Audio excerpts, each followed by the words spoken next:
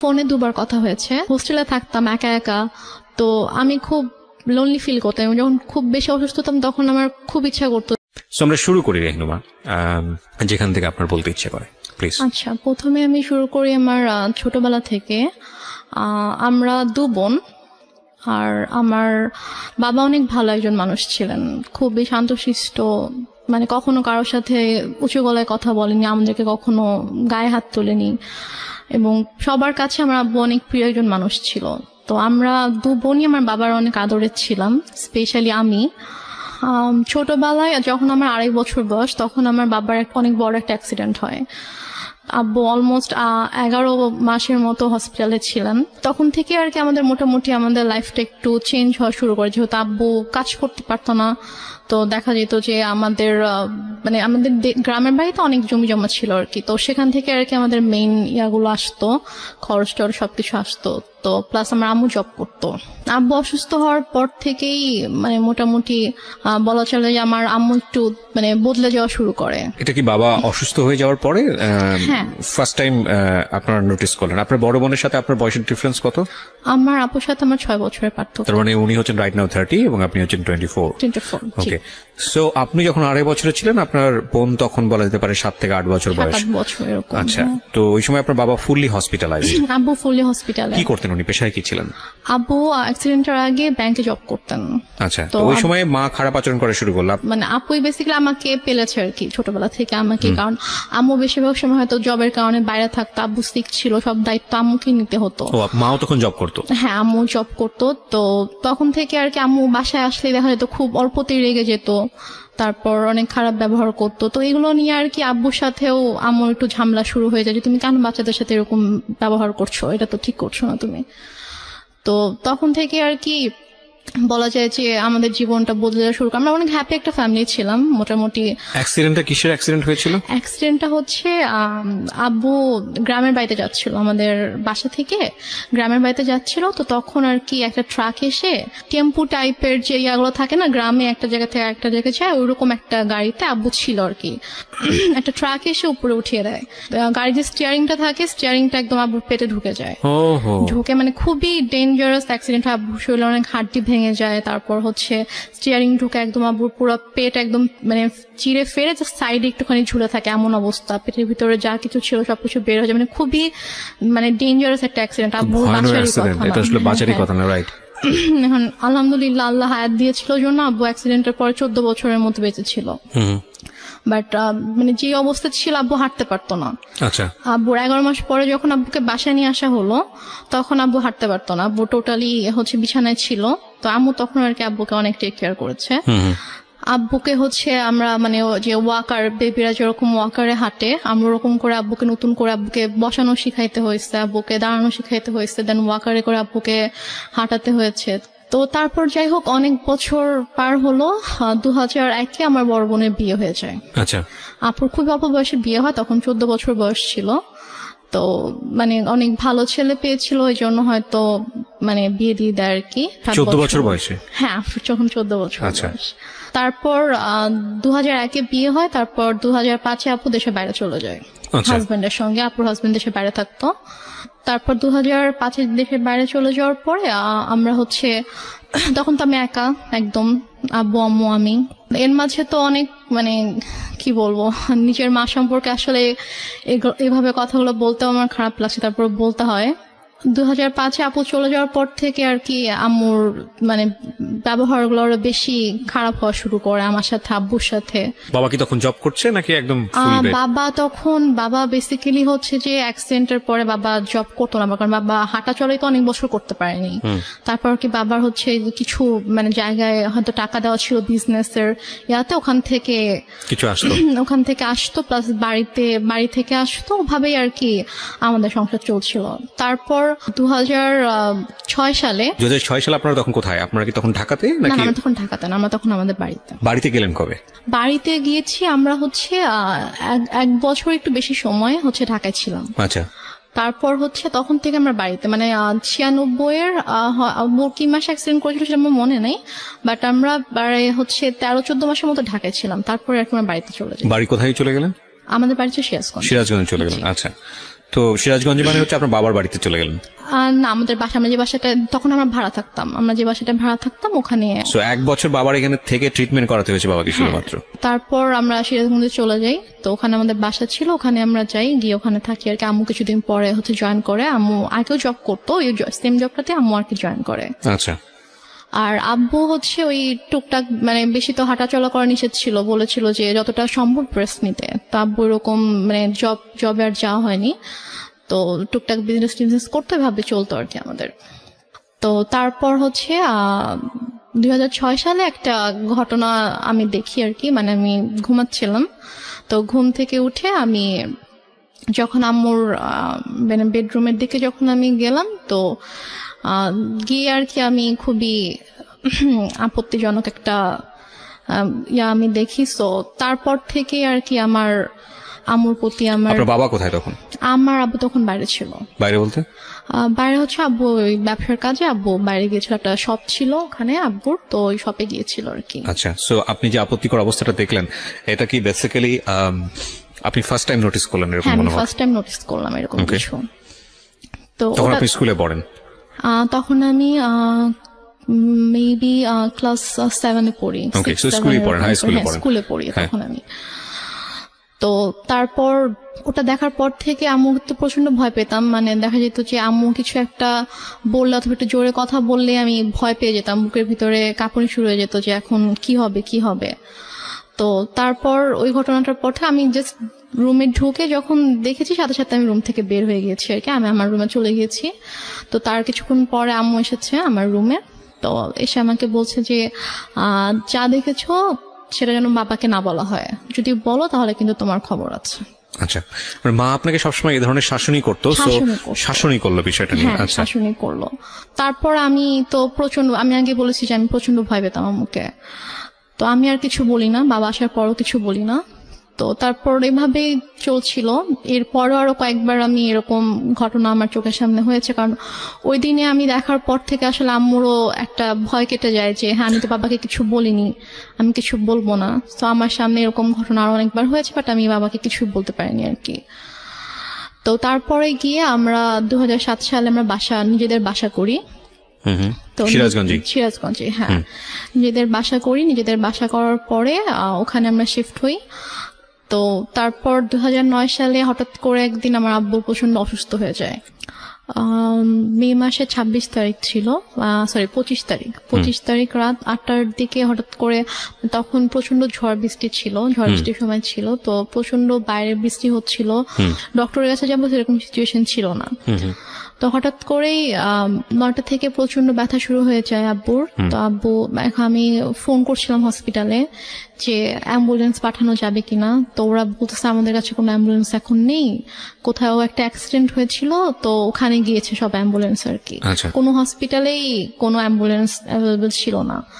তো এদিকে মানে আমার মা কিন্তু পাশের রুমে ছিল, কিন্তু তাকে আমি বারবার ডাকছি যে আব্বু প্রচন্ড খারাপ লাগছে, তুমি আসো, আমি তো কিছু বুঝতে পারছি না। বলছে আমি গিয়ে কি করব, আমার কি করার আছে। তো এভাবে আর কি রাত কেটে যায়। প্রায় যখন 2:30 বাজে তখন আব্বু বলে যে আমার একটু ভালো লাগতেছে, তো তুমি তোমার রুমে যাও, গিয়ে ঘুমিয়ে পড়ো, আমরা সকাল হোক তখন আমরা ডক্টরের কাছে গিয়ে আমরা দেখিয়ে আসবো, চিন্তা করো না। বাট আমি বুঝতে পারছিলাম যে আব্বু আসলে আমাকে এমনি বলছে, কারণ আমি খুব টেনশন করছি, আমি আব্বুর পাশে বসে আছি, ইভেন আমি কান্নাও করছিলাম।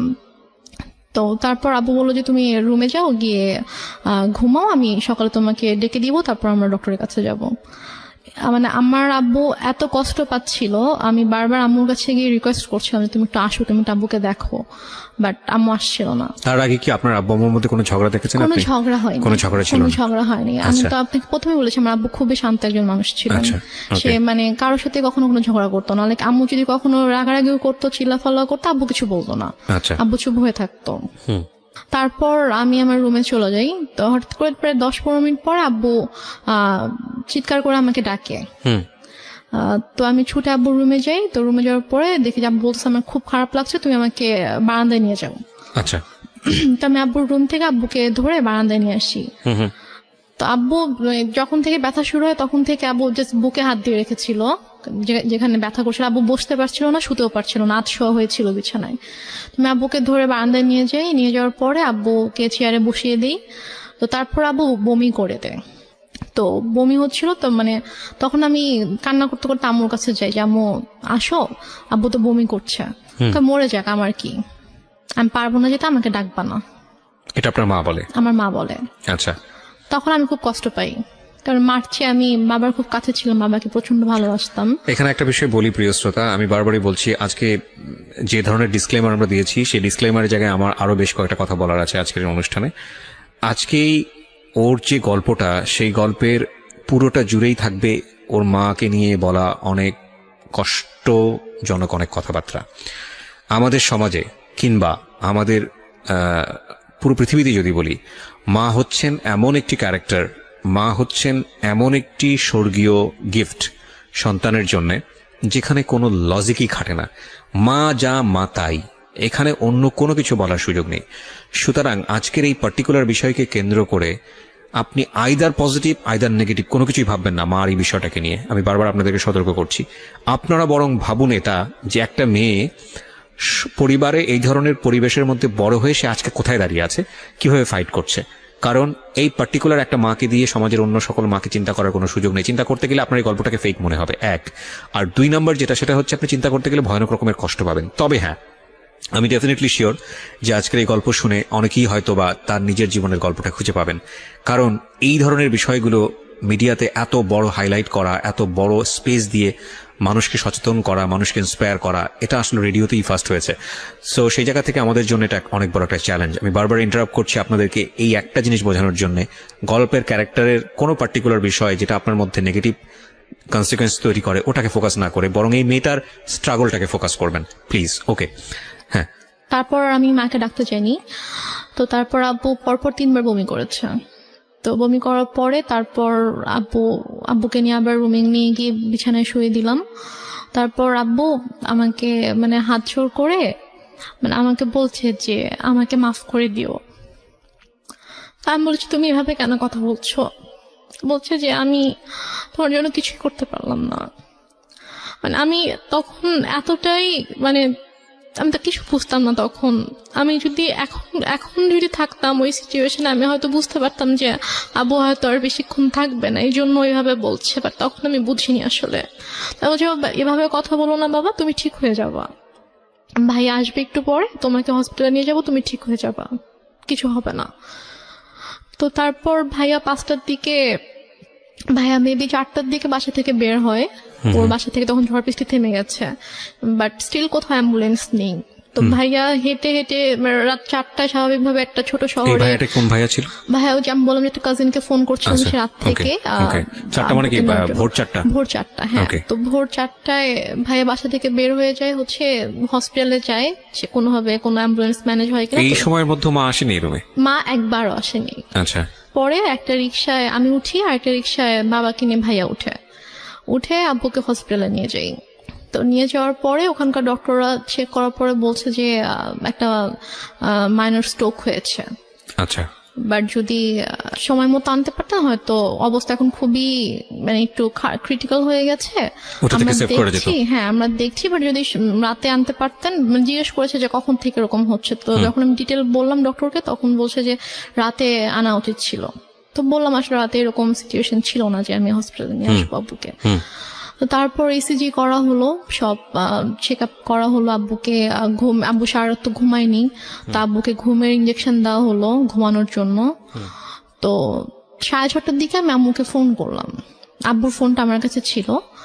তো আমি আম্মুকে ফোন করলাম যে আম্মু এই ঘটনা, আব্বুর তো স্ট্রোক হয়েছে, তো ডক্টর এটা বলেছে।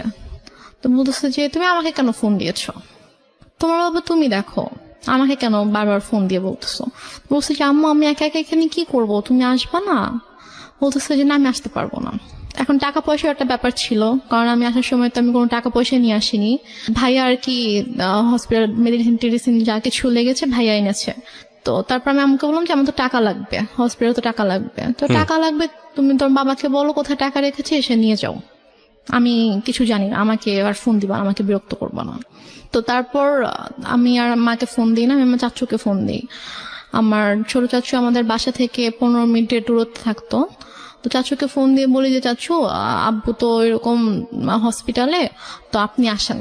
সে বলে যে আমি মাত্র ঘুম থেকে উঠেছি, আমার অফিস আছে, আমি এখন আসতে পারবো। তো তারপরে আর কি ডক্টররা হচ্ছে আব্বুকে কেবিনে শিফট করলো। ফার্স্টে ইমার্জেন্সিতে ছিল, তারপর কেবিনে শিফট করার পরে আমি আবার প্রায় মনে হয় 8টার দিকে আম্মুকে ফোন করি, তুমি কি একটু স্যুপ অথবা রুটি সবজি একটু বানাতে পারবা আব্বুর জন্য? বলে কেন, আমি কেন বানাবো, তোমার দরকার থাকলে তুমি সে পানি নিয়ে যাও। কোন ক্লাসে পড়েন তখন আপনি? আমি তখন ক্লাস 9-এ পড়ি। ক্লাস 9-এ, ওকে। তো কি মনে করে আম্মু আবার প্রায় আধা ঘন্টা পরে ফোন দিয়েছে, ফোন দিয়ে বলছে যে একটু পরে তো বুয়া আসবে, তো বুয়া আসলে আমি বুয়াকে দিয়ে নাস্তা বানিয়ে পাঠিয়ে দিব। তো বললাম আচ্ছা ঠিক আছে। বুয়া আসছে পরে, হয়তো বুয়াকে দিয়ে নাস্তা বানিয়েছে, বানিয়ে আম্মু নিজে এসেছে 9:30-টার দিকে। এসে বলতেছে যে এই যে নাস্তা দিলাম, এখন আমি যাচ্ছি, আমাকে আর বিরক্ত করবা না, আমাকে আর ফোন দিবা না, কি করার তুমি করো, তোমার বাবার ড্রয়ারে টাকা আছে, ওখান থেকে নিয়ে তুমি খরচ করো, আমাকে বিরক্ত করো না তুমি। তারপর ডক্টর বললো যে আব্বুর মোটামুটি অবস্থা ভালো, মানে স্টিল কিন্তু স্যালাইন চলছে। তারপর বললো যে এখন মোটামুটি ভালো আছে। তো আরেকটা কথা বলে রেখে, হসপিটালটা ছিল হচ্ছে আমার চাচির ভাইয়ের আর কি। আচ্ছা। তো ওই আঙ্কেল এসে বললো যে সেই হিসাবে আব্বুর আর কি একটু এক্সট্রা কেয়ার হচ্ছিল। তো তারপর 8টার দিকে ডক্টর এসেছে, এসে বললো যে এখন মোটামুটি ঠিক আছে, কোনো রিস্ক নেই। তো উনি ঘুমানোর তো ইঞ্জেকশন দেওয়া হয়েছিল, তো উনি ঘুমালে উনি বেটার ফিল করবে, আপনারা ওনাকে বেশি বিরক্ত করেন না, এটা বলছে আর কি। তো বলার পরে তো আম্মু বললো যে ঠিক আছে, আমি তো সারাদিন ছিলাম, আমি এখন চলে যাই, তুমি থাকো। আমার সাথে আমার একটা ভাগিনা ছিল, মানে ও আর আমি সেম এজেরই ছিলাম। তো আমি আর ও হসপিটালে ছিলাম, তো আম্মু চলে গেল। যাওয়ার পরে আমাকে আম্মু বাসায় চলে যাওয়ার, আমাদের হসপিটাল থেকে আমাদের বাসার দূরত্ব ছিল 5-6 মিনিট, রিক্সায় করে 5-6 মিনিট দূরত্ব ছিল। তো তারপর আম্মু বাসায় গিয়ে আমাকে ফোন দিয়েছে, ফোন দিয়ে বলছে তুমি বাসায় আসো, তুমি আমার যে ইয়াটা ছিল, নাম ছিল মধু, বলছে তুমি আর মধু বাসায় আসো। তো আমি বলছি বাসায় কেন যাবো, আব্বু তো একা থাকবে। তো বলছে যে সমস্যা নেই, তুমি আসো, তোমার বড় খালামণি যাচ্ছে। আচ্ছা। তো আমি বললাম যে বড় খালামণি কেন আসবে, বড় খালামণিকে দেখলে তো আব্বু রেগে যাবে। মানে আমার বড় খালামণির সাথে আব্বুর একটু সমস্যা ছিল। আচ্ছা। সমস্যা ছিল বলতে যে মানে বড় খালামণির মানে বিহেভিয়ারের জন্য আব্বু বড় খালামণিকে পছন্দ করতো, এটা অ্যাভয়েড করতো আর কি। আচ্ছা। তো বলছে আব্বু যদি রেগে যায় তখন তো আব্বুর জন্য তো এটা মানে খারাপ হতে পারে, লাইক যে যাকে পছন্দ করে না, ঘুম থেকে অসুস্থ অবস্থায় যদি উঠে তাকে দেখে, তখন তো স্বাভাবিকভাবে তার খারাপ লাগবে। যে মানুষ তো চায় যে অসুস্থ থাকুক, তার প্রিয় মানুষগুলো তার পাশে থাকুক। জি। তো তারপর আমি বলি যে না, আমি আসবো না।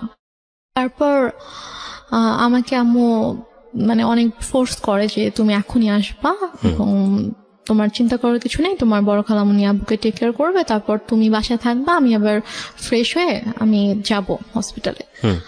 আমি এর মধ্যে বড় খালামণি চলে আসে, বড় খালামণির সাথে ছিল আমাদের একটা মামা, আম্মুর কাজিন ছিল।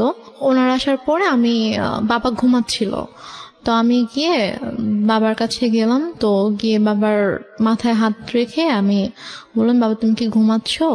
হ্যাঁ। আব্বু একটু করে চোখ খুলেছে, তো খুলে বলছে, মানে ইশারা করে বলছে যে না ঘুমাচ্ছি না। আম্মু তো আমাকে বাসায় ডেকেছে, আমি বাসায় যাচ্ছি, আমি গিয়ে চলে আসবো, বেশিক্ষণ থাকবো না, মা চলে আসবে, তুমি থাকো, আমি আসছি। তা আব্বু চোখ দিয়ে ইশারা করলো যে ওকে। তো দেন আব্বু একটু সাইডে ফিরে যখন ওদেরকে দেখেছে, তখন আর কি আব্বুর মানে এক্সপ্রেশনটা চেঞ্জ হয়ে গেছে আর কি। তো যাই হোক, আমি তো চলে আসলাম বাসায়।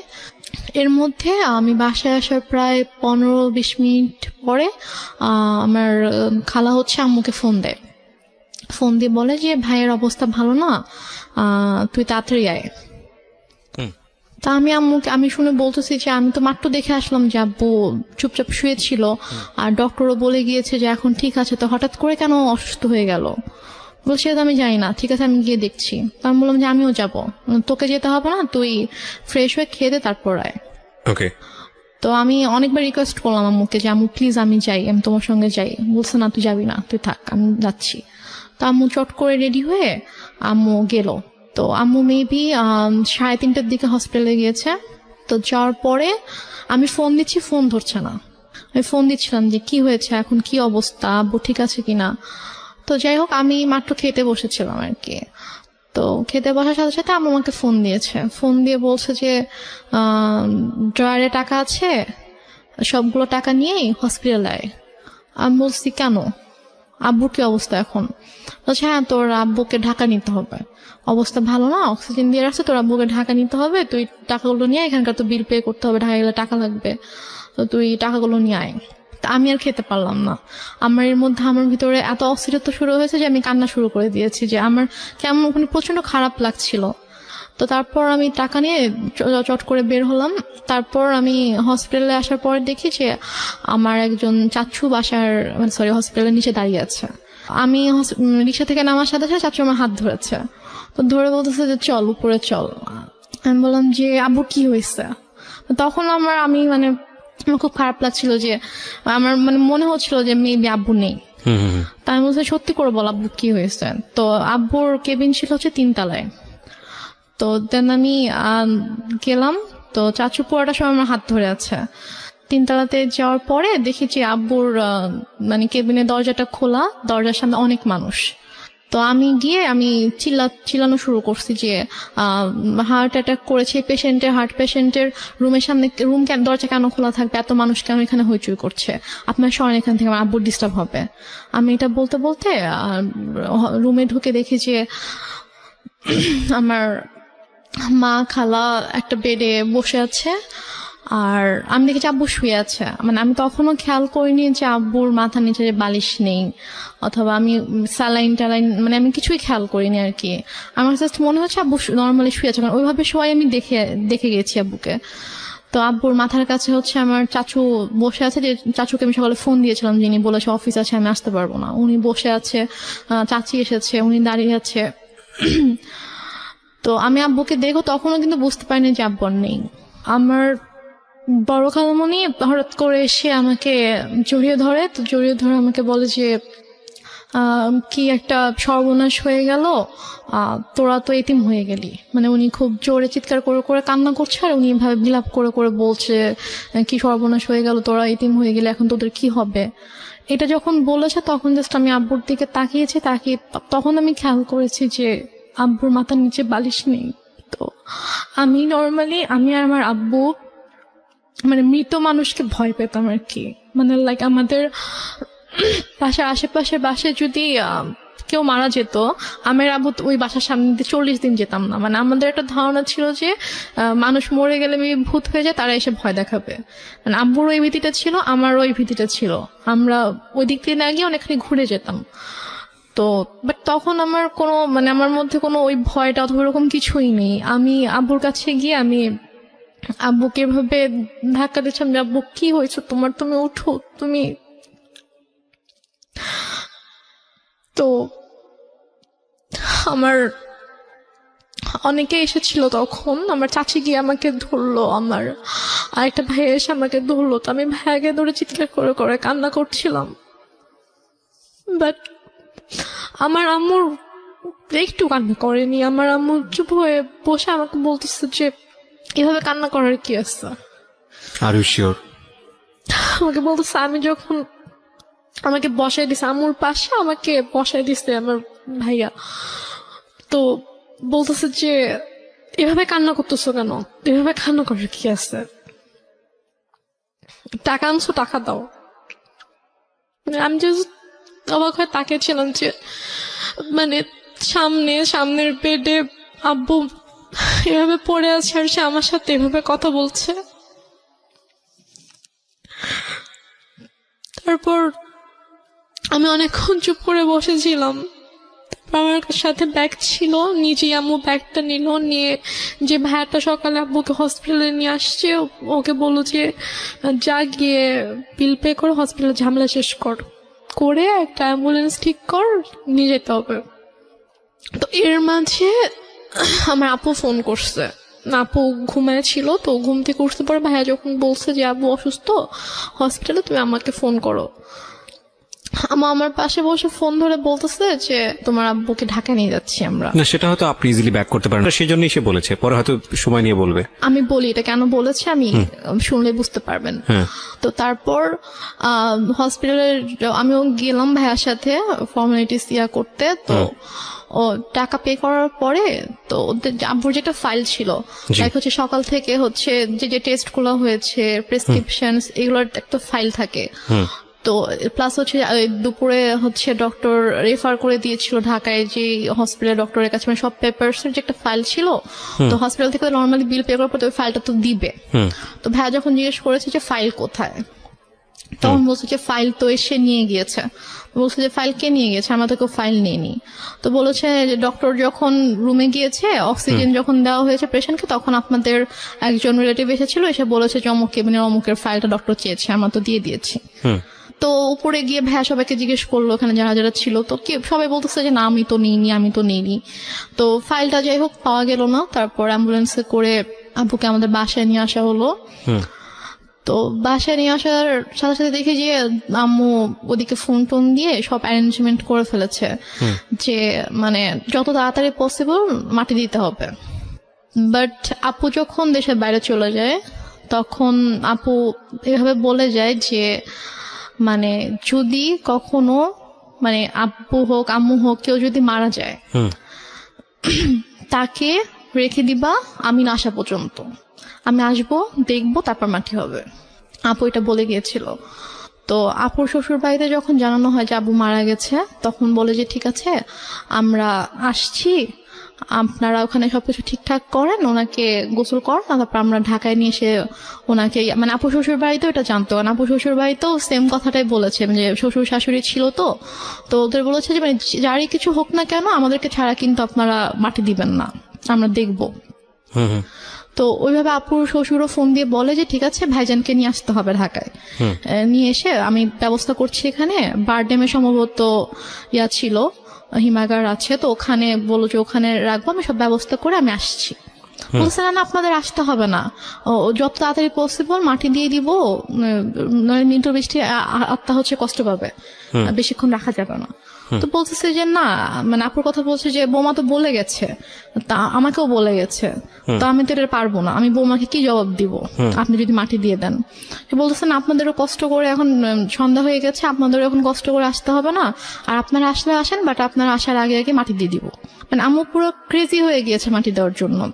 তো আমার চাচুরা ফোন দিয়ে বলতেছে যে আমার আরেকটা চাচা গ্রামের বাড়িতে থাকে, তো আমার চাচা ফোন দিয়ে বলতেছে যে তুমি এখানে নিয়ে আসো, আমাদের পারিবারিক কবরস্থানে মাটি হবে। সে বলতেছে না আমি ওখানে নিব না, ওর এখানেই মাটি হবে। তো এগুলো নিয়ে আম্মু খুবই মানে রীতিমতো ঝগড়া করতেছে অনেক। আম্মু কিন্তু স্টিল মানে এক ফোঁটাও কান্না করেনি, একটুও কান্না করেনি। তো সে আমার চাচার সাথে ফোনে ঝগড়া করতেছে যে না আমি এখানে মাটি দিব, আপনাদের যদি দেখতে ইচ্ছা করে আপনারা এখানে আসেন, এসে দেখে যান। কোনোভাবে রাজি করাতে পারতেছে না যে না পারিবারিক অবস্থানে তার মাটিটা হবে। ওইদিকে আপু বারবার ফোন করে বলতেছে যে তুমি একটু আব্বুর সাথে কথা বলা দাও। তো বলছে এখন তো কথা বলতে পারবে না, এখন তো হচ্ছে যে কি অক্সিজেন দিয়ে রাখছে এটা সেটা এগুলো বলতেছে। বলছে যে ও আব্বুকে বলছে যে আমি এখন অ্যাম্বুলেন্সে। তো বলছে ঠিক আছে আব্বু কথা বলতে না পারলেও সমস্যা নেই, তুমি আব্বুর কানের কাছে ফোনটা নাও, আমি আব্বুর সাথে কথা বলে আব্বু বেটার ফিল করবে, আব্বুর ভালো লাগবে আমার ভয়েস শুনলে। সে বলছে না এখন না, আমি হসপিটালে যাই, তোমার সাথে কথা বলে দিব।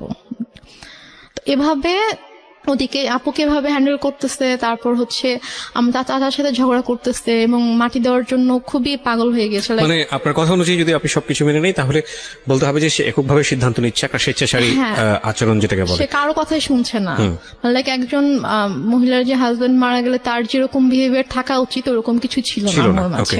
অনেক বেশি ডেসপারেট ছিল to establish her decision. Yeah exactly. Okay. তো তারপর সবাই বুঝায় যে এরকম করার কিছু নেই, আপনি একটু শান্ত হন, যেহেতু তার বাবা মা ভাই সবার কবর ওখানে, সো ওনার ভাইরাও চাচ্ছে, ওনাদের কথাটা আপনাকে মানতে হবে। তো সবাই বুঝানোর পরে গিয়ে উনি আর কি বলে আচ্ছা ঠিক আছে। দেন আব্বুকে গোসল করানো হয়, করানোর পরে রাত 8টার দিকে সম্ভবত অথবা 8টার পরে আব্বুকে একটা ট্রাক নিয়ে আসা হয়। মানে আমাদের বাসা থেকে আমার দাদুর যে গ্রাম ওটা 1 ঘন্টার দূরত্ব ছিল আর কি। জি। তো ওখানে তারপর আমরা যাওয়ার জন্য মাইক্রো ট্রাক সবকিছু অ্যারেঞ্জ করা হয়। তো আমি বলি যে আমি যাবো, বলেন তোমাকে যেতে হবে না, আমাকে বাসায় রাখে। আমার বাসায় আমার ছোট খালামণি ছিল, আরো কে ছিল, তো ওদের কাছে আমাকে রেখে যায়। রেখে আম্মু চলে যায় ওদের সাথে গ্রামের বাড়িতে মাটি দেওয়ার জন্য। আচ্ছা। মাটি দিয়ে রাতের 12:30 পৌনে 1টার দিকে চলে আসে, সবাই আবার ব্যাক করে আর কি। স্টিল আপুর সাথে সে কথা বলতেছে যে বাবা বেঁচে আছে, বাবা হসপিটালে। আপু বারবার ফোন দিয়ে বলছে যে কথা বলায় দাও, সে মানে বলাচ্ছে না আর কি। তো দেন মেবি 12:30 পৌনে 1টার দিকে আসলো বাসায়। তো আসার পরে তখন গিয়ে আপু শাশুড়িকে বলেছে যে আপনাদের আসতে হবে না, আমি যেহেতু মাটি দিয়ে দিয়েছি তাড়াতাড়ি, তো আপনারা সকালে আসেন, রিল্যাক্সে সকালে আসেন, এখন আসতে হবে না। তো তারপর ওরাও আসলো না। তো তারপর আপুকে আমাদের সময় সকাল 5:30টার দিকে আপুকে ফোন দিয়েছে, ভাইয়াকে ফোন দিয়ে তো আপু কলেজে ছিল, ভাইয়া কেউ কিন্তু জানায়নি। তো 5:30টার দিকে ভাইয়াকে ফোন দিয়ে বলছে যে তোমার আব্বা তো মারা গেছে। তো বলছে যে মানে কি, আপনি তো একটু আগেও বলছেন, মানে রাতের বেলাও যখন কথা হচ্ছে তখনও তো আপনি বলছেন যে আব্বা ঢাকায় হসপিটালে, এখন মারা গেছে, মানে আপনি কি বলতেছেন এগুলা? ভাইয়া বিশ্বাস করতে পারতেছে না। তো বলতেছে যে হ্যাঁ এরকম মারা গেছে, মাটি দিয়ে আসছি, ডিটেল বললো আর কি। তো তাহলে আপনি কেন বিকেল থেকে বলছেন যে আপনি আব্বুকে ঢাকায় নিয়ে আসতেছেন, এগুলা কেন বলছেন, মিথ্যা কথা কেন বলছেন? পরে বলে যে তারপর বলছে যে আপনাদেরকে তো বলা হয়েছে যে কেউ মারা গেলে রাখতে, আমরা দেখবো তারপর মাটি হবে, তো আপনি কেন মাটি দিয়ে দিলেন? ভাই আম্মুর সাথে এভাবে কথা বলতেছিল। তো বলতেছে যে আমার ইচ্ছা হয়েছে আমি দিচ্ছি। এটা আপনার মা বলছেন? আমার মা বলছে যে আমার ইচ্ছা হয়েছে আমি দিচ্ছি, এখন তো কিছু করার নাই।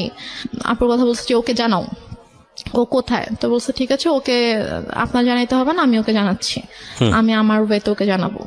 তো তারপর আপু কলেজে ছিল। তো আপু কলেজ থেকে আসার পর এর মধ্যে বাসায় হচ্ছে আপুর কিছু ফ্রেন্ডকে ভাইয়া ডাকে, ওরা সবাই আসে। তো আপু বাসায় এসে দেখে আপুর ফ্রেন্ডরা বাসায়, ভাইয়া বাসায়।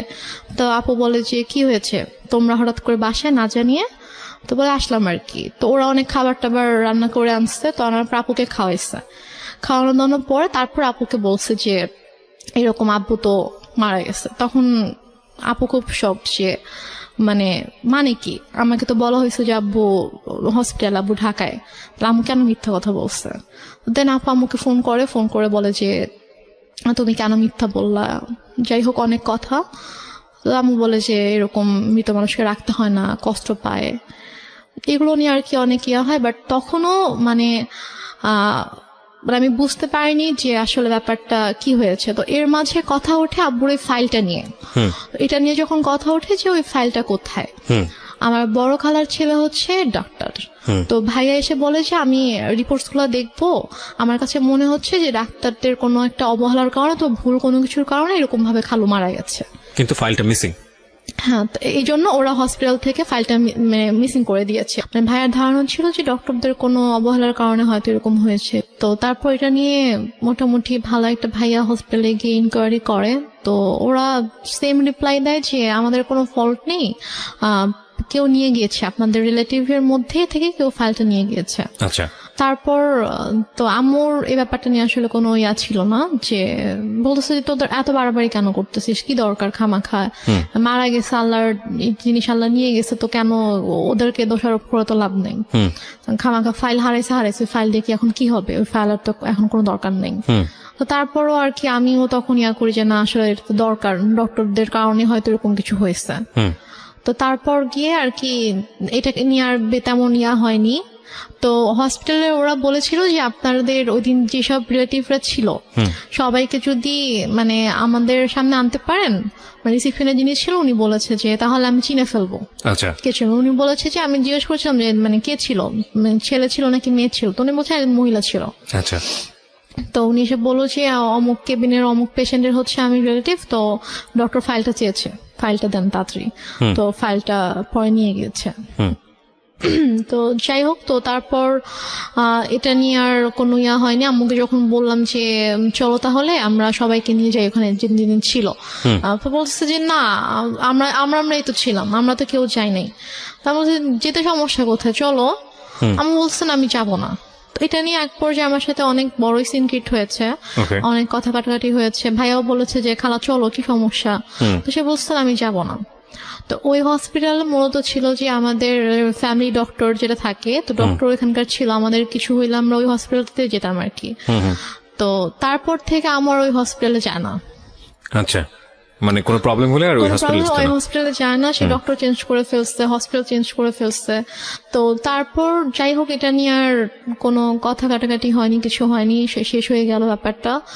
তো তারপর থেকে আব্বু মারা গেল হচ্ছে মে মাসে। সেপ্টেম্বর মাস থেকে হঠাৎ করে আম্মুর কি হলো, সে আমাকে বলছে যে তোমাকে বিয়ে দিয়ে দিব। আমি তো বিয়ে করব না, আমি তো অনেক ছোট আছে, আমি তখন 9-এ পড়ি। তো আমি বলেছি আমি তো বিয়ে করব না। তো বলেছে যে না, তোমাকে বিয়ে করতে হবে। আমি বলেছি যে কেন, তোমার দায়িত্ব আমি নিতে পারতেছি না।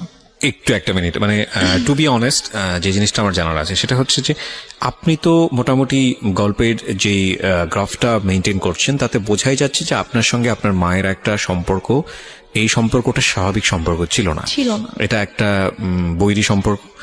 এবং আপনার বোন চলে গেল কানাডাতে, আপনারা 2 বোন, বাবা তো মারাই গেল, এবং ইন দ্য মিন টাইম আপনারা সিরাজগঞ্জে বাড়ি করেছেন। তার মানে ওই বাড়ি বলতে আপনারা কয়টা, আপনার পুরো একটা ফ্ল্যাটে আপনি এবং আপনার মা, এবং আপনি তখন ক্লাস 9-এ পড়ছেন। 2-3টা বিষয় এখানে নোট করার মতো, প্রিয় শ্রোতা। একটা হচ্ছে যে ওর মার বয়সও কিন্তু তখন অনেক অল্প বয়স, 1। 2 নম্বর হচ্ছে যে মা সাথে সন্তানের সম্পর্কটা স্বাভাবিক না, এবং শুধু ওর সাথে না, ওর কথা অনুযায়ী ওর বড় বোনের সঙ্গে স্বাভাবিক না। এবং ও যে বিষয়গুলো দেখেছে সেটার পরে ওর সাথে ওর মার একটা সম্পর্কে ভীষণ রকম দূরত্ব তৈরি হয়েছে মানসিকভাবে, সেটাই স্বাভাবিক। অ্যান্ড সবচেয়ে বড় ইম্পর্টেন্ট যে বিষয়টা সেটা হলো যে ও ক্লাস 9-এ পড়ে, তার মানে হচ্ছে তখন ওর বয়ঃসন্ধিকাল চলছে। সো বয়ঃসন্ধিকালটা হচ্ছে কোনো ছেলে এবং কোনো মেয়ের জন্য সবচেয়ে ডেঞ্জারাস টাইম। ওই সময়টাতে রাতারাতি দেখবেন একটা ছেলে এবং একটা মেয়ের মধ্যে বেশ কিছু জিনিসের পরিবর্তন আসে, শারীরিক পরিবর্তনের পাশাপাশি ভয়ঙ্করভাবে মানসিক পরিবর্তন আসে। এবং এই জন্যই দেখবেন যে ক্লাস 7-8-এ চলে গেলে হঠাৎ করে ছেলেরা কিংবা মেয়েরা ধাম করে বড় হয়ে যায়। এই যে ব্যাপারটা, এই স্টেজটা কিন্তু খুব মারাত্মক, এবং এটাকে খুব সফটলি ডিল করা উচিত। এই ডিল করার জায়গাটাতে মা কিংবা বাবা মা বা কাছের বন্ধুদেরকে অনেক বড় একটা ভূমিকা পালন করতে হয়। তো সেই জায়গাটিতে এই মেয়েটিরও এক ধরনের রাফ আচরণ হলেও হতে পারে, যেটা মায়ের সঙ্গে আমি ঠিক জানি না। আমি কোশ্চেনটা করতে চাই, একটা যেটা হচ্ছে যে আপনার বড় বোনের খুব অল্প বয়সে বিয়ে হয়েছিল যেটা আপনি বলছিলেন, তো সে কারণে কি ফ্যামিলি ট্র্যাডিশন এটা ছিল যে ঠিক আছে আপনাকেও বিয়ে দিয়ে দিক নির্ঝঞ্ঝাট? বরং উল্টো তো হওয়া উচিত, কারণ যেহেতু আপনাকে বিয়ে দিলে আপনার মা একা হয়ে যাবে একদম। সো আপনাকে বরং বিয়ে একটু বয়স হলেই দেওয়াটা স্বাভাবিক। আমি বরং যেটা দেখতে পাচ্ছি যে উল্টো ছিল। তার মানে আপনার আচরণ কি এমন ছিল আপনার মায়ের প্রতি যে আপনার মা আপনাকে সহ্য করতে পারছে না? এরকম কিছু ছিল না, কারণ আমি প্রথম থেকে বলে আসছি যে আম্মুকে দেখে প্রচন্ড ভয় পেতাম। ধর আম্মু কোনো কিছু নিয়ে যদি কোনো কিছু বলতো একদম মানে চুপ হয়ে যেতাম। কখনো যে তর্ক করা অথবা ওইভাবে ঝগড়া করা এরকম কিছু, অথবা উল্টে পাল্টা কোনো জবাব দেওয়া, এরকম কখনোই কিছু ছিল না। ওই কয়েকটা মাস আমার মানে এমন কেটেছে যে আব্বুর জন্য, আব্বুকে এত বেশি মিস করতাম এবং ওই রাতটার কথা মনে পড়ে। এই যে এই ফিলিংসটা নিয়ে যদি আরেকটা মানুষ আপনার পাশে দাঁড়াতো তাহলে মনে হতো যে না, এই মানুষটা আমার কাছের মানুষ, যেটা আপনার মার কাছ থেকে আসার কথা ছিল। আপনার কথা অনুযায়ী আপনার মা ওই সময়টাতে খুবই স্বাভাবিক ছিলেন, তার মানে ওইটা আপনার কাছে আরো বেশি কষ্টদায়ক মনে হচ্ছিল। বলুন তারপর। যারা এসেছে তারাই কিন্তু আমাকে সান্ত্বনা দিয়েছে, বাট আমার মার থেকে আমি কোনো সান্ত্বনা পাইনি। তো আমি আসলে অনেক বেশি মানে একা হয়ে গিয়েছিলাম। তো সেই একাকিত্ব থেকে আমি আর কি ঘুমাতাম না। তো যাই হোক, তো সেপ্টেম্বরের দিকে হঠাৎ করে আম্মু একদিন আমাকে বলে যে দেখো আমার অনেক ঝামেলা হচ্ছে। ব্যাপারটা এরকম না যে আম্মু আমার দায়িত্ব নিতে পারছে না, যে আমার জন্য আম্মুর খরচ হচ্ছে, আমার খরচ কিন্তু আপুই পাঠাতো। তো সে আমাকে বলছে যে না, আমি তোমাকে রাখতে পারবো না, আমি তোমার দায়িত্ব নিতে পারছি না, তোমাকে বিয়ে দিয়ে দিব। তা আমি বলি ঠিক আছে, আমি আপুর সাথে কথা বলতে চাই, তোমার যদি খুব বেশি সমস্যা হয় তাহলে আমি আপুকে বলি, আপু আমাকে হোস্টেলে পাঠিয়ে দিক। আচ্ছা। তো বলেছে না, আপুকে বলা যাবে না।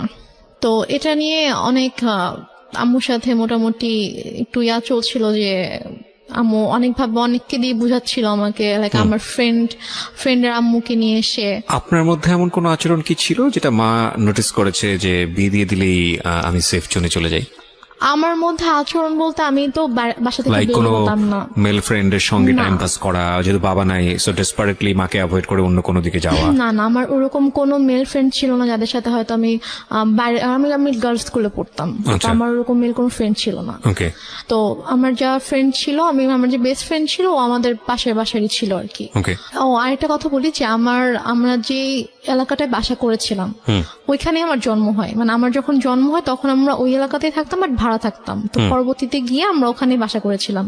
আমার যে ছোটবেলার বন্ধুগুলো ছিল তো ওরা ওখানকারই ছিল। তো সেই হিসাবে জাস্ট ওদের আম্মুকে নিয়ে এসে আম্মু আমাকে বুঝাচ্ছিল যে বিভিন্নভাবে মোটিভেট করার চেষ্টা করছিল। তো এর মাঝে যেটা হয় যে অক্টোবর মাসে আমার দুসম্পর্ক আত্মীয় হঠাৎ করে আম্মু বলে যে ওরা আসবে। আম্মু অনেক আয়োজন করতেছিল, বাজার টাজার করছে, রান্না করতেছে, তারপর আন্টি আসছে, মানে আমার বান্ধবীর মা আসছে, বোন আসছে। তো বাসার মধ্যে একটা উৎসবের মতো একটা ব্যাপার যে অনেক রান্না বান্না হচ্ছে, সব বুঝাচ্ছে। তো আমি তখনও বুঝতে পারিনি যে গেস্ট গুলা কার অথবা কেন আসছে, মানে আপনাকে দেখতে আসছিল। এক্স্যাক্টলি। তো তারপর তারা আসলো, আসার পরে আমাকে তাদের সামনে, আমি তো যাবোই না, কোনোভাবেই যাব না, আমাকে জোর করে নিয়ে গেল। তো নিয়ে যাওয়ার পরে তো আমি গিয়ে যখন দেখলাম যে কে ছেলে, কারণ আমি হচ্ছে আমাদের বললাম যে দুসম্পর্ক আত্মীয় ছিল, তো আমি ছেলের বড় ভাইকে চিনতাম, আমাকে মামা বলে রাখতাম। তো তারই ভাই, সে সিঙ্গাপুরে থাকতো এবং সে অনেক টাকা পয়সার মালিক ছিল। এবং ছেলেটা মানে মানুষের সবাই আল্লাহর সৃষ্টি, কারো চেহারা নিয়ে খারাপ কথা বলতে চায় না, তো বলতেও হয় না। তারপর আমি জাস্ট বলছি যে ছেলেটা অনেকটা লম্বা ছিল, লাইক সে দেখতে এক কথায় যে সে যে নিগ্রোদের মতো ছিল, নিগ্রোদের যেরকম অনেক কালো হয়, যে ওরা দেখতে যেরকম হয় এক্স্যাক্টলি দেখতে ওরকম ছিল অনেকটা। তো আমি জাস্ট গেলাম, যাওয়ার পরে আমি যখন দেখলাম, তো দেখে আমি সাথে সাথে তো আমি রুম থেকে চলে আসছি। তারপর আম্মু আমার রুমে আসলো যে তুমি এরকম বেয়াদবের মতো উঠে কেন চলে আসলা। আমি বললাম যে আমি ওখানে কেন থাকবো, তুমি তো আমাকে জোর করে নিয়ে গিয়েছো, আর তুমি ছেলের অবস্থা দেখছো কিরকম। তো পরে বলতে বিষয়টা কিরকম, ছেলেটাকে পছন্দ হলে আপনি বিয়ে করে ফেলতেন? না, পছন্দ হলে যে বিয়ে করতাম সেটা না, আমি বলছি যে তোমার কি মানে এতটুকু মানে নেই যে তুমি এরকম একটা ছেলের সাথে আমাকে বিয়ে দেওয়ার জন্য নিয়ে আসছো, মানে তোমার রুচিবোধে কিভাবে এটা করলো যে তুমি এরকম একটা ছেলের সাথে আমাকে বিয়ে দিবা, এরকম একটা ছেলের সাথে তুমি আমাকে বিয়ে দিতে চাও। আচ্ছা, এই জন্য আর কি। ছেলেকে পছন্দ হলে যে আমি বিয়ে করতাম ব্যাপারটা এরকম না, কারণ বিয়ের কোনো চিন্তা ভাবনা আমার মাথায় ছিলই না। তো তারপর তো আমি ওখানে আর গেলাম না, ওদের সামনে আর গেলাম না, অনেক ফোর্স করলো। দেন ওরা বিকেলে চলে গেল। তো যাওয়ার পরে আমাকে ওই আমার আন্টি তারপর আম্মু সবাই মিলে বুঝাচ্ছে যে সোনার চামচ হচ্ছে বাঁকা হলেও ভালো, ছেলে না হয় দেখতে একটু খারাপ, বাট স্টাবলিশড একটা ছেলে, সিঙ্গাপুরে অনেক কিছু করেছে, তার অনেক টাকা পয়সা, তো সমস্যা কি। ছেলে বয়স অনেক বেশি ছিল, 40 আপ ছিল। আপনি তখন ক্লাস 9 এ পড়েন? তখন ক্লাস 9 এ পড়ি, মানে 14 থেকে 15 বছর বয়স সর্বোচ্চ। তো তারপর গিয়ে যাই হোক, এটা নিয়ে আমি বললাম যে আমি কোনোভাবেই বিয়ে করবো না, আমাকে আপুর সাথে কথা বলতে দাও, আমি এখান থেকে চলে যাবো, আমি তোমার কাছে থাকবো না, কিন্তু আমি বিয়ে করবো না। আচ্ছা। বাট আম্মু কোনোভাবে আপুর সাথে আমাকে কথা বলতে দিচ্ছে না। তখন থেকে আম্মুর সাথে আমার একটু মানে আরো বেশি আর কি দৌড় সৃষ্টি হয়ে যায়, একটু ঝামেলা হতে থাকে যে কেন বিয়ে করবি না, বিয়ে নিয়ে আম্মু খুবই আর কি ফোর্স শুরু করে। তো এক পর্যায়ে যেটা হয় যে একদিন আম্মু মানে হাত কেটে ফেলে আর কি, মানে ছুরি দিয়ে হাত কেটে ফেলে, বিয়ের ব্যাপারটা নিয়ে। হ্যাঁ, যে বিয়ে করবি না, এটা নিয়ে সিঙ্গেট করে, তুই যদি বিয়ে না করিস আমি সুইসাইড করবো, আমি মারা যাবো। তা আম্মু হাত কেটে ফেলে। তো ওই দিন আর কি আমি খুব ভয় পেয়ে যাই। ভয় পেয়ে বলে আচ্ছা ঠিক আছে আমি বিয়ে করবো। তো তারপর আম্মু আবার ছেলে দেখতে শুরু করে। তো এর মাঝে আমার একটা বান্ধবীর হচ্ছে কাজিন, তো তার সাথে আমার দেখা হয়েছিল। তো সে আমাকে পছন্দ করতো, তো সে আমাকে বলেছিল, আমার বান্ধবীর মাধ্যমে সে আমাকে বলেছিল। তো তার বাট আমি ওরকম কিছুতে যাইনি। তো সে শুনতে পায় আমার বান্ধবীর কাছ থেকে যে আমার বিয়ে নিয়ে কথা হচ্ছে। তো সে আর কি আমার বাসায় প্রপোজাল পাঠায়, আমার কাছে প্রপোজাল নিয়ে আসে তার ফ্যামিলির মাধ্যমে। তো তারপর আমি বলে যে এই ছেলেকে বিয়ে করবি, এই ছেলেকে বিয়ে কর, সবকিছু তো ঠিকঠাক আছে, ছেলে দেখতে শুনতেও ভালো আছে, সবকিছু ঠিক আছে, এই ছেলেকে বিয়ে কর, এটা নিয়ে ঝামেলা করিস না। আমি বলি আচ্ছা ঠিক আছে। তারপর ওই ছেলেটার সাথে আমার 2009 সালের নভেম্বর মাসে বিয়ে হয়। মানে এই ছেলেটা অ্যারেঞ্জ ম্যারেজই ছিল? অ্যারেঞ্জ ম্যারেজই ছিল। কি করতো ছেলেটা তখন হচ্ছে মানে ওদের ফ্যামিলি বিজনেস ছিল। এমনি এডুকেশন ওই সময়টা তোর? ও বিবিএ কমপ্লিট করেছিল। ওকে, আপনি ক্লাস 9 পড়েন? হ্যাঁ। ছেলেটাই বা আপনাকে বিয়ে করলো কেন বা রাজি হলো কেন? I don't know. সে আমাকে পছন্দ করতো, ইভেন আমার আগে থেকে পছন্দ করতো। তো আমাকে আমার বান্ধবীর মাধ্যমে বলেছিল যে ওকে আমার অনেক ভালো লাগে, ওকে একটু বল। তো আমার ফ্রেন্ড আমাকে বলেছিল যে ভাইয়া তোকে পছন্দ করে, তো মানে রিলেশনশিপে যাবি কিনা অথবা এরকম আমাকে বলেছিল। তো আমি বলেছি না, আমি এরকম কোনো কিছুতে যাব না। তো তারপর আর কি সে, এবং মানে মাঝে মাঝে হয়তো আমার ফ্রেন্ডের ফোনের মাধ্যমে তার সাথে আমার কয়েকবার কথা হয়েছিল যে আব্বু মারা যাওয়ার পরে আর কি, যে ভাইয়া তোর সাথে কথা বলতে চেয়েছে। তো তারপর কথা হয়েছে, তো সে আমাকে অনেক পছন্দ করতো। আমারও ভালো লাগতো, আমারও যে ভালো লাগতো না সেটা না, কিন্তু আমি আসলে এরকম ভাবে কোনো রিলেশনে যাওয়ানোর মতো অবস্থা ছিলাম না আর কি। তো যাই হোক, নভেম্বরের 28 তারিখে আমার বিয়ে হয়ে যায়। তারপর আমি ঢাকায় চলে আসি, ওরা সবাই ঢাকায় থাকতো। হাজবেন্ডের নাম কি ছিল? ওর নাম ছিল শাহেদ। তো তারপরে আমরা ঢাকায় চলে আসার পরে আর কি, আমি ওদের ফ্যামিলি সবাই ছোট ছিলাম। মানে হচ্ছে ওর যে বড় বোনের, ওরা 3 ভাই 2 বোন ছিল, তো ওর বড় বোনের যে মেয়ে, ও আমার বড় ছিল। মানে আমাদের বাসায় সবার ছোট, সেই হিসাবে আমাকে সবাই খুব আদর করতো। তো ওরা মোটামুটি জয়েন্ট ফ্যামিলি ছিল, মানে বাবা মা, ওর বড় ভাই ভাবি, তাদের বেবি প্লাস ও, আমি, আমরা। তো ফার্স্টে আমি ওর বাসায় আসার পরে ওর ভাই যেটা করে, যে ওর মা একটু অন্যরকম ছিল। মানে ফার্স্টে সে আমাকে ওইভাবে অ্যাকসেপ্ট করতে পারেনি যে ছেলের পছন্দে বিয়ে করেছে, মানে ছেলে, মানে উনি আর কি বিয়ের একটু বিপক্ষে ছিল, যে উনি চায়নি যে ও আমাকে বিয়ে করুক, যে তুমি এমনি হুটহাট করে একটা মেয়ে কিভাবে বিয়ে করতে চাও, তুমি বিয়ে করো না। তো বারো বলেছেন আমি বিয়ে করবো, আমার মেয়েটাকে ভালো লাগে, আমি বিয়ে করবো। তো এই জন্য আর কি উনি একটু আমার সাথে একটু অন্যরকম ছিল। তো তারপর যেটা হয় সেটা হচ্ছে যে ওর সবার ডিসিশন অনুযায়ী যে তোমরা কিছুদিন আলাদা থাকো। আলাদা থাকার পরে মাঝে মাঝে আম্মুর সাথে ওর দেখা হোক, ওর সম্পর্কটা একটু ইজি হোক, তারপরে তোমরা এসো। বাট প্রথমে যদি দেখো তোমরা এখানে কন্টিনিউয়াসলি থাকতে থাকো, তখন দেখা যাবে যে হয়তো আম্মা ওকে এখন একটু নিতে পারতেছে না মেন্টালি, তো ওর সাথে হয়তো কোনো একটা মিসবিহেভ করে ফেললো, সেটা হয়তো খারাপ হবে। তো তোমরা আলাদা থাকো, তারপরে মাঝে মাঝে আসবা, আমরাও যাবো, তারপর ঠিক হয়ে গেলে তখন চলে এসো এখানে। তো ওদের বাসা থেকে 2-3টা রোড পরে আর কি আমাদের জন্য একটা বাসা ঠিক করে। তো সে বাসাটায় আমরা ওখানে 2 মাসের মতো ছিলাম, প্রায় 2 মাসের মতো ছিলাম। তো এর মাঝে ওর আব্বু অনেকবার এসেছে আমাদের বাসায়, তারপর আমরাও যেতাম ওখানে। তো দেখা যায় ওনার সাথে আমি শপিং এ যেতাম, আম্মুর সাথে, শাশুড়ি মায়ের সাথে। তো ওনার সাথে আমার মোটামুটি ভালো একটা সম্পর্ক হয়ে যায় আর কি। তারপর উনি বলে ঠিক আছে তোমার বাসায় চলে আসো। তারপর আমরা বাসায় চলে আসি। সম্ভবত জানুয়ারি শেষের দিকে। তো বাসায় চলে আসার পরে তার মোটামুটি ভালোই কাটছিল। ওদের বাসার সবাই আমাকে খুব আদর করতো, যে আমি সবার ছোট ছিলাম, অনেক আদরের ছিলাম সবার। তারপর এর মাঝে যেটা হয় সেটা হচ্ছে যে আম্মু হঠাৎ করে প্রবলেম ক্রিয়েট করতে থাকে। আমার আম্মু প্রবলেম ক্রিয়েট করতে থাকে বলতে যে আমাকে ফোন করতো অথবা আমার হাজবেন্ডকে ফোন করতো, ফোন করে হয়তো চিল্লাফাল্লা করতেছে, আসো তুমি, আসতেছো না কেন, আমাকে বারবার ডাকতো। তো ঠিক আছে আমি তো আসবো, সমস্যা নেই আমরা আসবো। তো আমরা এর মাঝে গিয়ে একবার ঘুরেও এসেছিলাম। তো সিরাজগঞ্জ থেকে ঘুরে এসেছিলাম। তো তারপরে সে হঠাৎ করে একদিন বলতেছে যে তুমি একবারে চলে আসো। বলছি আমি একবারে কেন চলে আসবো? বলতেছে যে না, এই ছেলের সাথে তোমার থাকতে হবে না। আমি বলছি যে মানি কি, আমি এই ছেলের সাথে কেন থাকবো না, কি হয়েছে? বলছে যে না, তুমি চলে আসো, আমি এই ছেলের সাথে সংসার করতে দিব না, তোমার ডিভোর্স করাই দিব, তুমি আসো, তুমি আসবা, পড়াশোনা করবা ঠিক মতো, আমার কাছে থাকবা, তুমি আসো। মানে হঠাৎ করে ধরনের কথা কেন? হঠাৎ করে।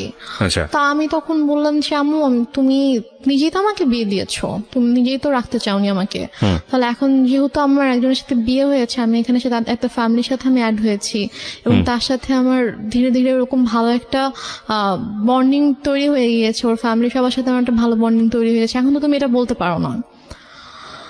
তো সে আমাকে নানাভাবে ফোর্স করতে থাকে। তো সে এর মাঝে সে যেটা করে, সে সিরাজগঞ্জ থেকে ঢাকায় আসে।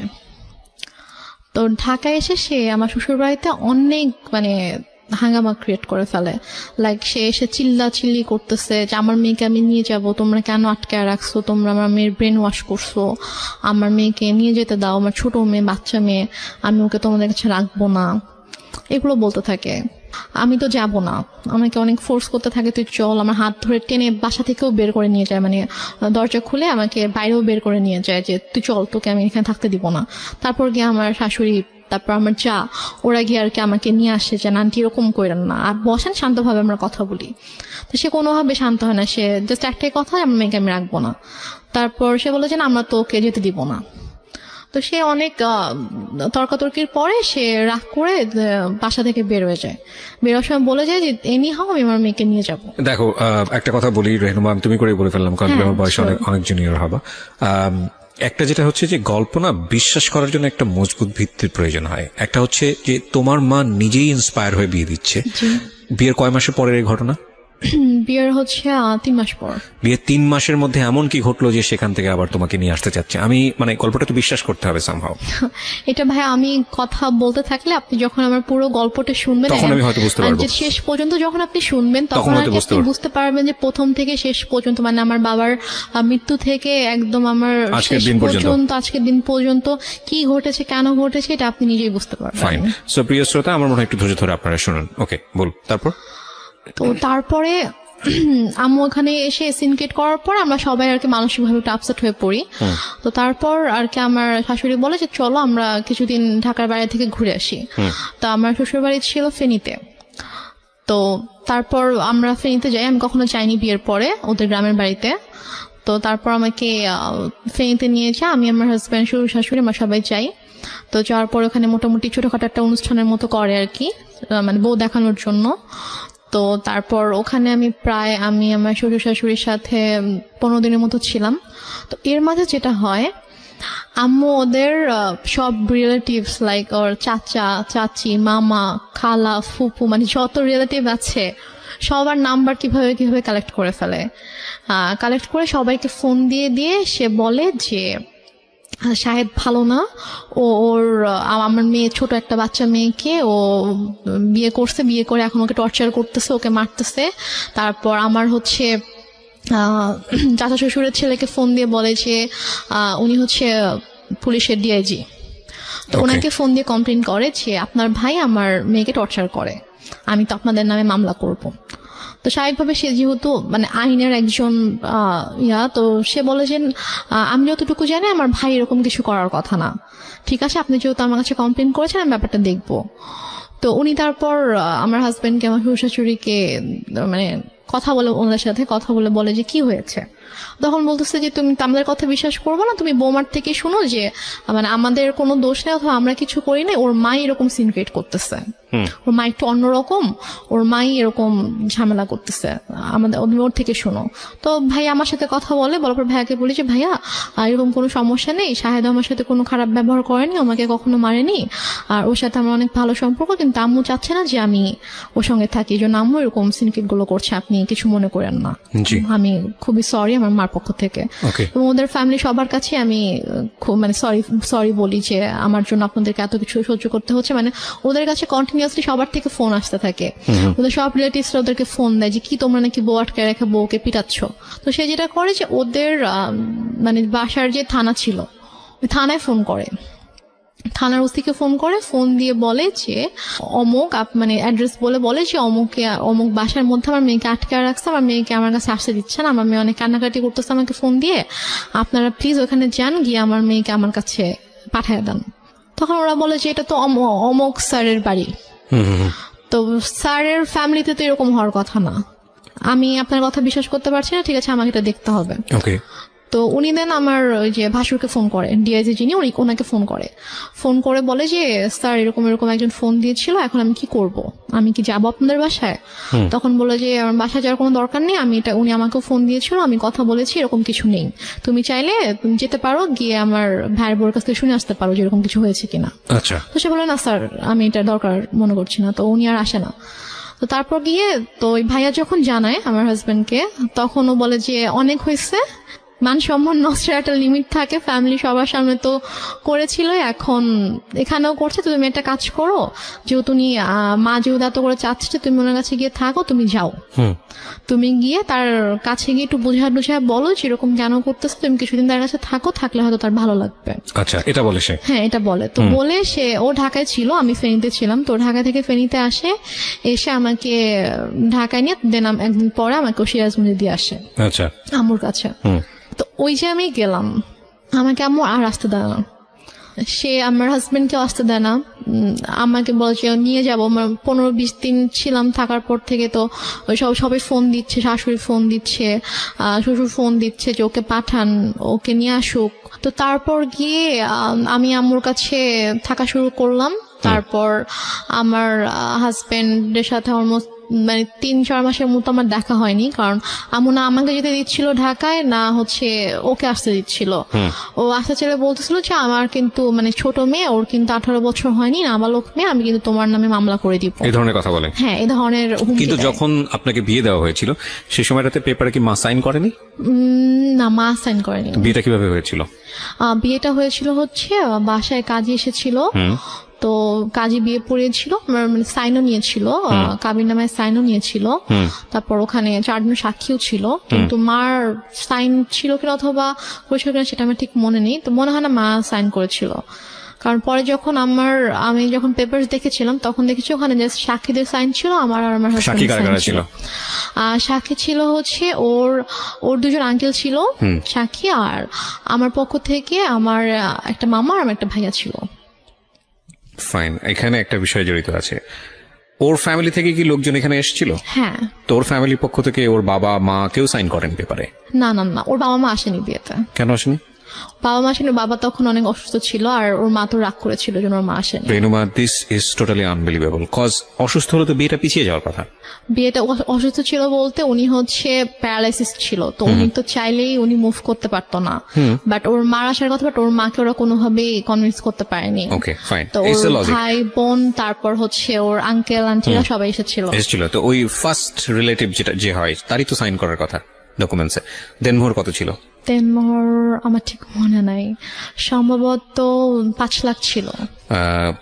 আপনার ফার্স্ট বিয়ে অথচ আপনার দেনমোহরটা মনে নাই, এটা মানুষ কিন্তু সহজভাবে নিবে না, কারণ it's a very sensitive story. That's why I am asking. এবং আপনার পক্ষ থেকে তো আপনার মার অবশ্যই সাইন থাকার কথা, যেহেতু আপনার মাই ইন্সপায়ার করছে বিয়েটা দেওয়ার জন্য, সো ওনারও সাইন নাই। তার মানে লজিক্যালি যদি আমি যাই, তাহলে এখানে ওনার বিয়েতে মত ছিল না, এটা প্রথম থেকেই বোঝা যাচ্ছে। যদিও আপনার কথা অনুযায়ী বিষয়টা একদম ডিফারেন্ট। ওকে, 3 মাসের মধ্যে এত বড় কি ঘটনা ঘটে গেল যে কারণে মা তাকে নিয়ে আসবে, যেটা আমি আপনাকে একটু আগে বলেছেন যে পুরো গল্পটা শুনলে হয়তো বা জিনিসটা পুরোটা বুঝে যাবে। ওকে, সো আমাদের এখানে একটা ডিলেমা তৈরি হচ্ছে প্রিয় শ্রোতা, বাট আমরা এখনই কোনো রেজাল্টে না যাই, আমরা একটু সামনের দিকে যাই, দেখি লজিক্যালি মেলে কিনা। হ্যাঁ, তারপর কি হলো? তারপরে হচ্ছে ওদের ফ্যামিলি থেকে সবাই আম্মুকে ফোন করতো, আম্মুকে বোঝানোর চেষ্টা করতো যে আমরা আসি, সামনাসামনি কথা বলে ঠিক করার চেষ্টা করি, যে দেখি ঠিক হয় কিনা, আপনি কেন এরকম করছেন। তো বাট আম্মু বলেছে আমি এই বিষয়ে কোনো কথাই বলবো না, একটাই কথা ছিল তার, যে আমি আমার মেয়েকে সংসার করতে দিব না, আমি আপনার ছেলের সাথে রাখবো না। তো এদিকে আমার সাথে কথা বলতে দিত না, লাইক আমার ফোন আম্মু আমার থেকে নিয়েছিল, আমার ফোন আমার কাছে রাখতে দিত না। আমার হাজবেন্ড ফোন করতো আম্মুর ফোনে, ফোন করলে আমাকে কখনো দিত কখনো দিত না। তো আমি অনেক কান্না করতাম, আমার মন অনেক খারাপ থাকতো যে আমি ওখানে যেতে চাই। আমি আম্মুকে অনেক, ইভেন আমি আম্মুর পায়ে ধরেও কান্না করেছি, আম্মু তুমি কেন এরকম করছো, আমাকে বলো। সে আমাকে কোনো কারণও বলতো না যে কেন সেরকম করছে। আমি বলছি আম্মু তুমি তো আমাকে বিয়ে দিয়েছো, এখন যখন আমি একটা জায়গায় গিয়েছি, আমার বিয়ে হয়েছে, আমি আমার হাজবেন্ডকে অনেক ভালোবাসি, আমি ওর ফ্যামিলির সাথে অনেক ভালোভাবে মিশে গিয়েছি, তো এখন কেন তুমি সবাইকে এরকম কষ্ট দিচ্ছ, আমাকে কেন তুমি কষ্ট দিচ্ছ আম্মু। যাই হোক, তারপরে গিয়ে আম্মু যেটা করলো যে ওদের সাথে অনেক কথাবার্তা যখন হলো, ও অনেক রিকোয়েস্ট করলো, তো বলো ঠিক আছে তুমি সিরাজগঞ্জে আসো, এসে ওর সঙ্গে দেখা করে যাও। তো দেন আমার হাজব্যান্ড অলমোস্ট 4 মাস পরে আমাদের বাসায় আসে, সিরাজগঞ্জে আসে। তো এসে সে আমার সঙ্গে দেখা করে, তো তখন আম্মুর সাথে কথা বলে। ও আর আমি দুজনে আম্মুর কাছে গিয়ে আম্মুর পায়ের কাছে বসে আম্মুকে বলি যে ও বলে যে আম্মু আপনি কেন এরকম করতেছেন, বলেন আপনি আমি কি কোনো দোষ করেছি অথবা আমার কোনো ভুল হয়েছে যে আপনি কেন ওকে আমার থেকে দূরে রাখতেছেন, আপনি কেন এরকম করতেছেন। আম্মু বলেছে না, আমি কোনো কথা শুনবো না, আমি তখন ভুল করছি, আমার বাচ্চা মেয়েকে বিয়ে দিছি, এখন আমি বুঝতেছি যে আমার ছোট একটা মেয়েকে এভাবে এত কম বয়সে বিয়ে দেওয়া উচিত হয়নি। এখন আমি চাই সে পড়াশোনা করবে, পড়াশোনা শেষ করবে, করে এস্টাবলিশড হবে, দেন সে চাইলে তার পছন্দ অনুযায়ী কাউকে বিয়ে করবে। কিন্তু আমি যেটা ভুল করেছি আমার সেই ভুলটা শুধরাতে হবে। সে ওর সাথে সায়দার সাথে অনেক রুড বিহেভ করে। আপনি কি করেন ওই সময়টাতে? আমি জাস্ট তখন আমি ওকে নিয়ে আমার রুমে চলে আসি, এসে বলি যে তুমি এখান থেকে চলে যাও, এভাবে অপমানিত হওয়ার কোনো মানে হয় না, তুমি চলে যাও, তোমার আশা লাগবে, আমি তো আম্মুকে বুঝাতে পারি, আমি চলে আসবো। আপনাদের আর কোনো আত্মীয় স্বজন ছিল না আশেপাশে যারা আপনাদেরকে বিয়ে দিয়েছে, তারা কোনো স্টেপ নিচ্ছিল না? কেউ তো কিছু জানতো না। আর আপুর সাথে তো আমার টোটালি কথাবার্তা ওরকম কথা হতো না, কারণ আপুকে আম্মু বলেছিল যে আম্মু আমাকে বিয়ে দেয়নি, আমি নিজের ইচ্ছে বিয়ে করেছি, বা আমি পালিয়ে গিয়েছিলাম, সেখান থেকে আম্মু আমাকে নিয়ে এসেছে, নিয়ে এসে আমাকে বিয়ে দিয়েছে। ওই জন্য আপু রাগ করে আমার সাথে কথা বলতো না আর কি। আর আমি যে তারপরে যে আমি কারো কাছে হেল্প চাই, প্রথমে ফোন করবো, ওয়েট আমার ছিল না। আমি যে কোথাও একা একা বাসা থেকে বের হয়ে আমি যে কারো কাছে একটা যাবো, গিয়ে যে আমি খুলে বলবো ঘটনা, অথবা আমি যে বাসা থেকে পালিয়ে চলে যাবো ঢাকায়, ওইরকম তখন হয়তো আমি অনেক ছোট ছিলাম, ওইরকম কোনো সাহস আমার ছিল না, অথবা আমি যে যাবো ওরকম কোন একটা সিচুয়েশন ছিল না। কারণ তারপর আমার বেসিক্যালি যে আমার হাজবেন্ড কিছু করেনি, সেটা হচ্ছে যে ওরা খুব ভালোভাবে বুঝে গিয়েছিল যে আম্মুর সাথে যদি ওরা লাগতে যায়, ঝামেলা করতে যায়, তাহলে ওরা অনেক ভালোভাবে ঝামেলায় পড়বে, কারণ আম্মুদেরকে ভালোভাবে পেঁচাবে, ঝামেলায় ফেলবে। সবকিছু মিলিয়ে ঝামেলা প্লাস মান সম্মানের জন্য আর কি ওরা আম্মুর সাথে খুব বেশি সিনিয়র, অথবা আমাকে এসে যে জোর করে নিয়ে যাবে এরকম কিছু ওরা আম্মুর সাথে করতো না, কারণ করলে এটা হয়তো ব্যাড একটা ইফেক্ট পড়তো ওদের উপরে। তো এই কারণে আর কি ওরা করতো না। তো তারপরে গিয়ে যেটা হয় সেটা হচ্ছে যে আম্মু ওকে ভাবে বলে যে ঠিক আছে, আম্মু যখন দেখছে যে না ওরা বারবার ট্রাই করছে, যে নেওয়ার জন্য ট্রাই করছে আমাকে, তো তখন আম্মু ওকে একটা শর্ত দেয়, আমার হাজব্যান্ডকে একটা শর্ত দেয়, এবং আমার আম্মু জানে যে এই শর্তটা কখনোই ও মানবে না। শর্তটা ছিল হচ্ছে যে ও বলে যে তুমি যদি রেনুমাকে নিয়ে থাকতে চাও তাহলে তোমাকে আলাদা থাকতে হবে। আলাদা থাকতে হবে তোমার ফ্যামিলি থেকে? হ্যাঁ, তোমার ফ্যামিলি থেকে আলাদা থাকতে হবে, তুমি ওকে নিয়ে তুমি আলাদা একটা বাসা নিবা, তুমি তোমার আব্বু আম্মু তোমার ফ্যামিলির সাথে থাকবা না, এবং তোমার আব্বু আম্মু কখনো তোমার বাসায় আসবে না। আমি বলছি যে এটা কেমন কথা? তো বলে যে আপনি যদি ওকে নাও দেন, তারপর আমি কখনো বাবা মাকে ছেড়ে আমি আলাদা বাসায় যাবো না, কারণ আমার বাবা মা আমার কাছে অবশ্যই আগে। আর প্লাস ঠিক আছে আপনি তো ওকে এখন আটকাচ্ছেন এটা বলে যে হ্যাঁ ওর তো এখন বয়স হয়নি, ওর ছোট, আপনি মামলা করতে পারবেন, বাট ও যখন ম্যাচিওর হবে, ওর যখন বয়স হবে, তখন তোকে আপনি আটকাতে পারবেন না। এবং আমি জানি যে আমি যেরকম ওকে ভালোবাসি, ও আমাকে ভালোবাসে, এবং আশা করি যে ইনশাল্লাহ যখন সময় হবে তখন আমি আমার ওয়াইফকে আপনার থেকে নিয়ে আসবো, বাট আমি আমার বাবা মাকে ছেড়ে থাকতে পারবো না, এটা আমি করতে পারবো না।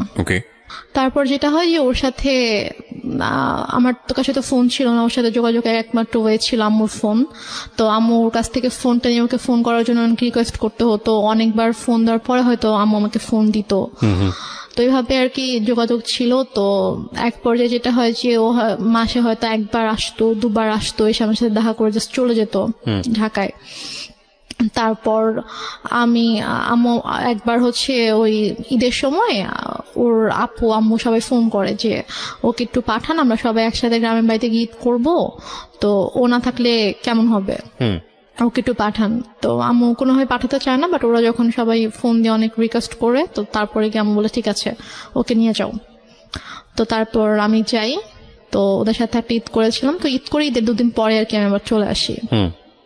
তো আসার পরে তো এভাবে আর কি চলছিল, ওর সাথে মাঝে মাঝে কথা হতো, তারপর মাসে অথবা অনেক সময় 1 মাস 2 মাস পরে আসতো, এসে দেখা করে যেত, বাট আমাকে যেতে দিত না আম্মু। তো এদিকে আমার পরীক্ষা চলে আসছে, এটা হচ্ছে 2011-তে আমার পরীক্ষা ছিল, এসএসসি পরীক্ষা ছিল। তো তারপর আমি কোনো রকমে স্কুলে যেতাম না, আমি জাস্ট বাসায় পড়তাম, পড়ে পরীক্ষা দিলাম। তো এরপরে যেটা হয়, হঠাৎ করে আম্মু টোটালি যোগাযোগ বন্ধ করে দেয়। ওকে বলে যে তুমি আর আসবা না ওর সাথে দেখা করতে। তো বলে যে হঠাৎ করে কেন, বুঝতে যে আসবা না, তুমি আর এসো না, আসলে তুমি যদি আসো এখানে অনেক বড় সিন ক্রিয়েট হবে, আমি পুলিশ ডাকবো, তুমি আসবা না। এটা আপনার মা বলে শাহিদকে? হ্যাঁ, এটা আমার মা শাহিদকে বলে।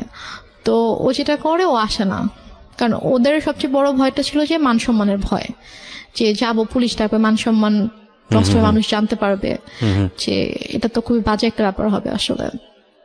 তো ও আর আসে না, আম্মুকে ফোন দিত, আম্মু আমাকে ফোন দিত না।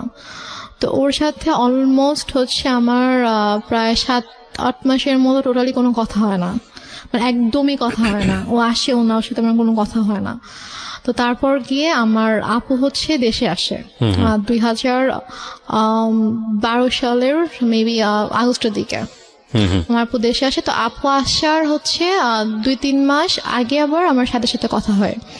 আমি আম্মুর ফোন থেকে ওর সাথে কথা বলি। তো আম্মু যখন জানতে পারে যে হচ্ছে আপু আসতেছে, তখন আর কি ওর সাথে কথা বলে যে তো ওর আপু আসতেছে, তোর আপু যদি আসে, মানে আপু বলছিল যে ঠিক আছে, তো যেহেতু বিয়ে করে ফেলছে, মানে আপু জানে যে আমি যেখানে আছি আমি অ্যাকচুয়ালি কিভাবে আছি আম্মুর কাছে এটা জানে না। আপুকে বলা হয়েছে যে ওর তো শাশুড়ি ভালো না, ও শ্বশুর বাড়িতে থাকতে সমস্যা হয়, তো ছোট মেয়ে, এই জন্য ওকে নিয়ে আসছি, ও এখানে থাকবে, পড়াশোনা করবে, তারপর গিয়ে হয়তো ঢাকায় ভর্তি হবে।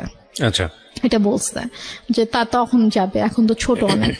তা আপু জানে এটা, আপু মোটামুটি তখন নর্মাল হয়েছে, আমার সাথে মোটামুটি একটু কথা বলে। তো তারপর আর কি আপু যখন আসে, তা আপু আসার আগে আবার ওর সাথে সে নর্মাল হয়ে যায়, কারণ আপুকে তো দেখাইতে হবে। তার প্ল্যানিংটা ছিল আসলে অন্যরকম, সেটা আমি বললে বুঝতে পারবেন। তো সে যেটা করে, সে শাহেদের সাথে কথা বলে যে বাবা যাই হয়েছে তুমি আসো, তুমি সিরাজগঞ্জে আসো। তো ও সিরাজগঞ্জে আসে, আসার পরে 2 দিন ছিল, তারপর ওকে বলে যে দেখো ওর আপু আসবে, আপু আসলে কিন্তু আপুর সাথে ভালো করে কথা বলবা, যেগুলো হয়েছে এগুলো কিছু জানানোর দরকার নাই, আমি ইনশাল্লাহ সবকিছু ঠিক করে দিব, যাই হয়েছে ভুলে যাও, আমি তোমাদের সবকিছু ঠিকঠাক করে দেবো। আপু আসলে হয়তো আমরা বড় করে একটা অনুষ্ঠান করতে পারি, যেহেতু তোমাদের ওরকম বড় কোনো অনুষ্ঠান হয়নি, তো বড় করে একটা অনুষ্ঠান করতে পারি, তো করলে তখন সব ঠিকঠাক হয়ে যাবে। তো এটা বলে, তো বলার পরে আপু যখন আগস্টে আসে, আপু মানে যেদিন আপু ঢাকায় আসে, আসার পরে হচ্ছে আপু শ্বশুরবাড়ি ঢাকাতে, তো 2 দিন পরে আপু যখন আমাদের সিরাজগঞ্জে যখন আসবে, তো ওই দিন হচ্ছে শাহেদেরও আসার কথা। তো শাহেদ বলছে যে আম্মুকে ফোন দিয়ে বলছে যে আম্মু আমার একটা কাজ পড়ে গেছে, মানে ওদের হচ্ছে একটা প্রিন্টিং প্রেস ছিল, তো ওই প্রেসে হচ্ছে যে ওদের একটা অর্ডার ছিল, অনেক বড় একটা অর্ডার ছিল, তো ওটা হচ্ছে কমপ্লিট হয়নি। এখন ও যদি ওখান থেকে চলে আসে, তাহলে দেখা যাবে যে ওই কাজটা হবে না, তো অনেক বড় লস হয়ে যাবে। তো বলছে যে আম্মু আমার তো কাজ শেষ হতে তো সন্ধ্যা হয়ে যাবে, তো ওর চেয়ে ভোরবেলা রওনা দেওয়ার কথা। তো আমি রাতে আসি, সন্ধ্যাবেলা কাজটা শেষ করে আমি 8টা-9টার দিকে রওনা দিলাম, দিয়ে আমি রাতের মধ্যে চলে আসবো। আপুদেরকে একটু বললেন আমি চলে আসবো, সমস্যা নেই, কিছু মনে করতে না করেন। আমি বলে যে এখন আসবা? বলছে যে আমি আসলে তো এখানে কাজ দেখতে পারবে না, সমস্যা হয়ে যাবে। বলেছে এখন আসতে হবে, এখন আসতে হবে। আমি জানি না, আমার বড় মেয়ে 12টার মধ্যে চলে আসবে, মানে এটা সকাল 10টার দিকের কথা আর কি। তুমি এখন রওনা দাও, তুমি চলে আসো, তোমার তো 3-4 ঘন্টার বেশি লাগবে না, তুমি চলে আসো, সমস্যা নেই। ও বলছে যে আম্মু আমার পক্ষে এখন আসা সম্ভব না, আমি আসলে আমার কাজ দেখার কেউ নাই। তো এটা নিয়ে অনেক তর্কাতর্কি হয়। তো হওয়ার পরে লাস্টে গিয়ে আম্মু ওকে বলে যে তোকে আমি এখন বলছি, তুই এখন আসবি। রেগে যায় আর কি, রেগে যায় আম্মু, রেগে ওকে তুই তো করে শুরু করে, বলে যে তোকে আমি বলছি তুই এখন আসতে হবে। এবং ওর এটা নিয়ে খুব মানে হয়, ইগোতে লাগে যে তোমার শাশুড়িকে আমাকে তুই করে কথা বলবে। তো বলে যে আম্মু আমি যাবো না।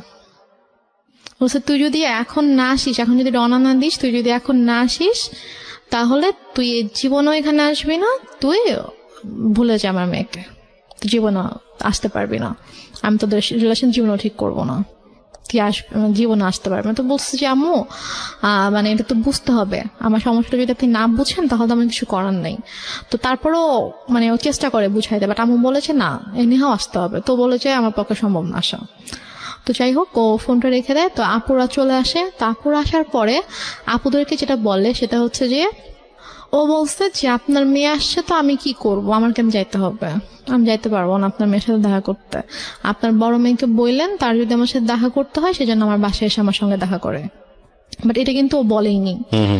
তারপরে গিয়ে বলে যে আপু আপু এটা শুনে খুব হার্ট হয় যে কেন এটা বলবে, আমাদের ছোট, ওকে আমরা নিজেরা ডাকলাম যে হ্যাঁ আম্মু ওকে আসতে বললো, আমরা ওর সাথে দেখা হয়নি, ওর সাথে দেখা করব, তো ওর ফ্যামিলির সাথেও দেখা করব, তো কেন এভাবে রিয়াক্ট করছে।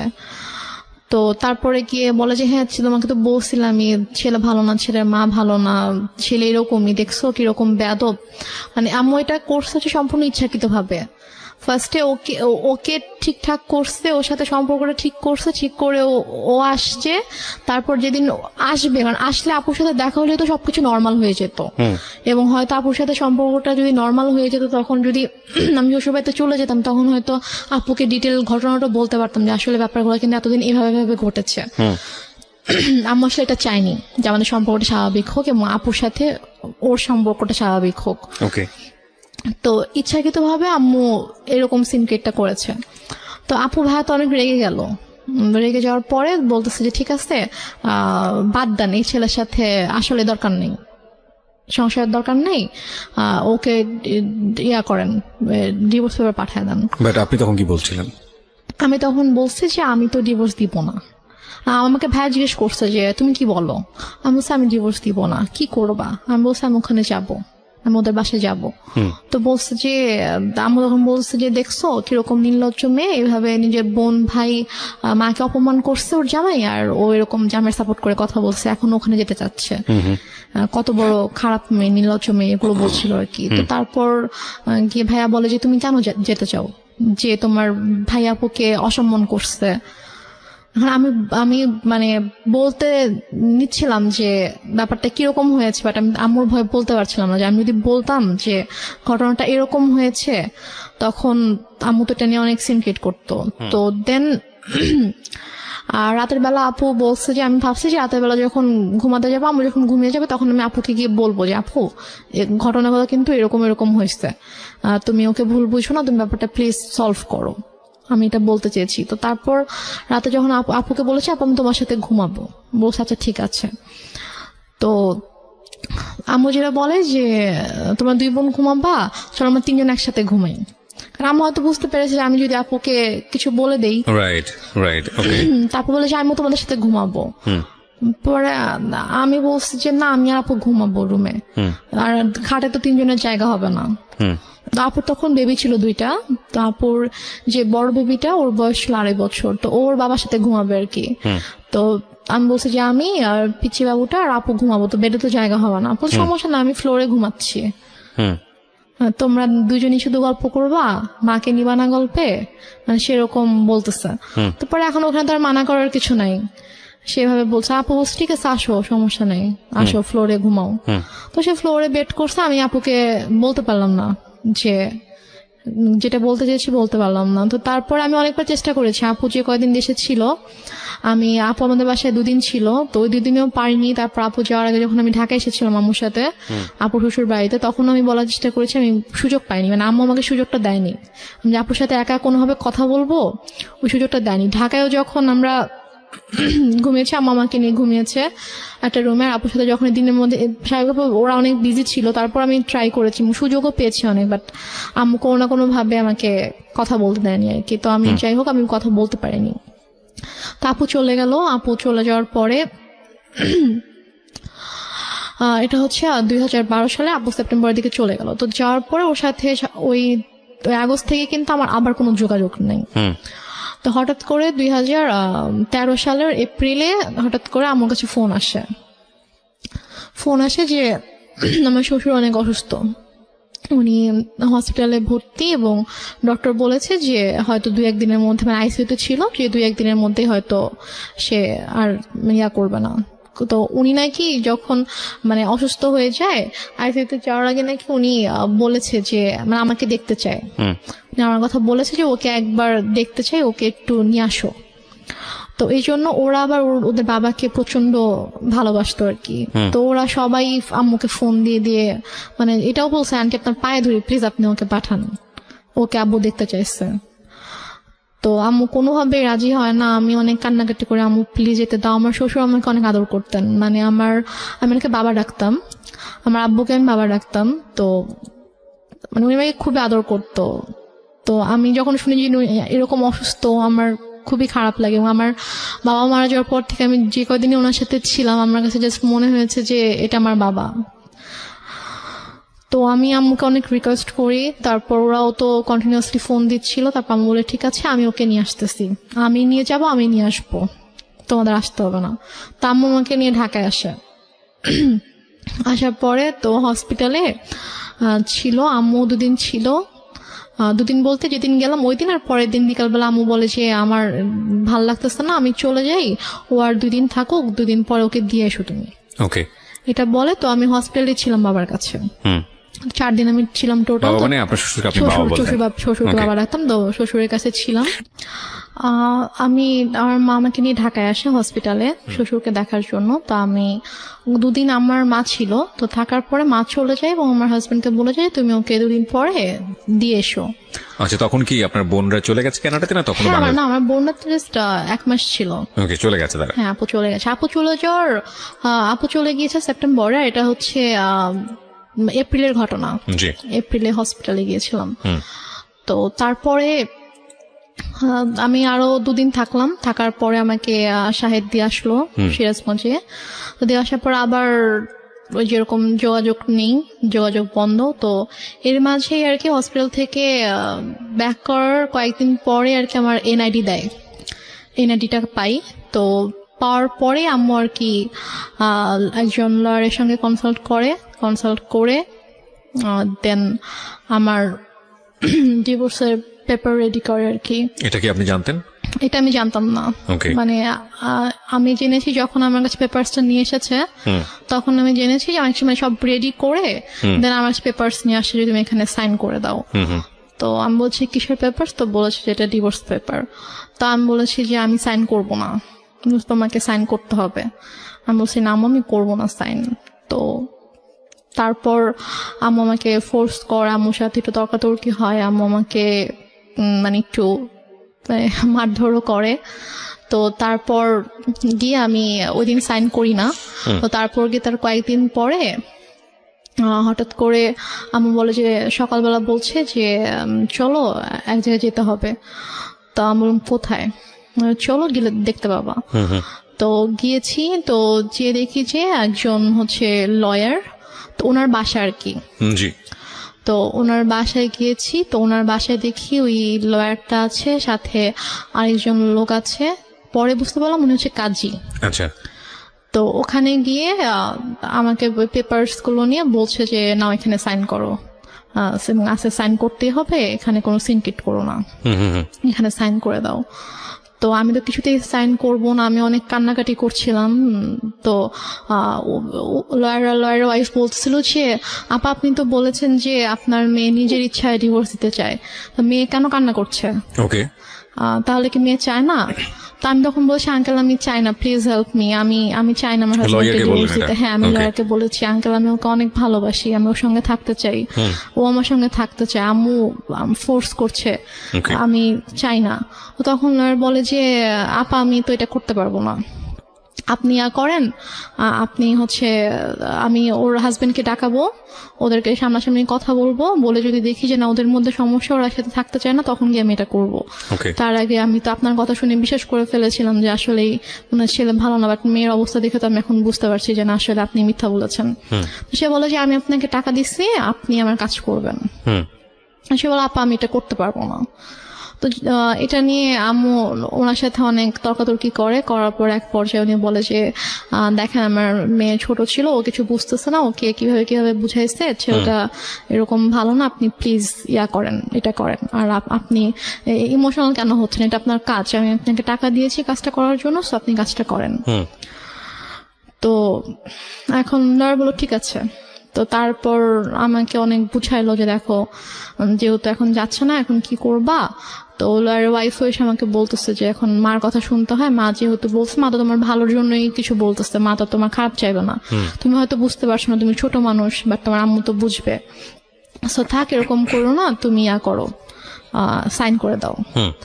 ওদের আমি সাইন করি, লয়ারের কিছু পেপারস ছিল, তারপর ওই কাজে যিনি এসেছিলেন তিনি ওনার কাছে কিছু পেপার ছিল, ওই কাজীটা ছিল হচ্ছে যে মানে আমাকে বিয়ে পড়িয়েছিল, ওই কাজীটা ছিল।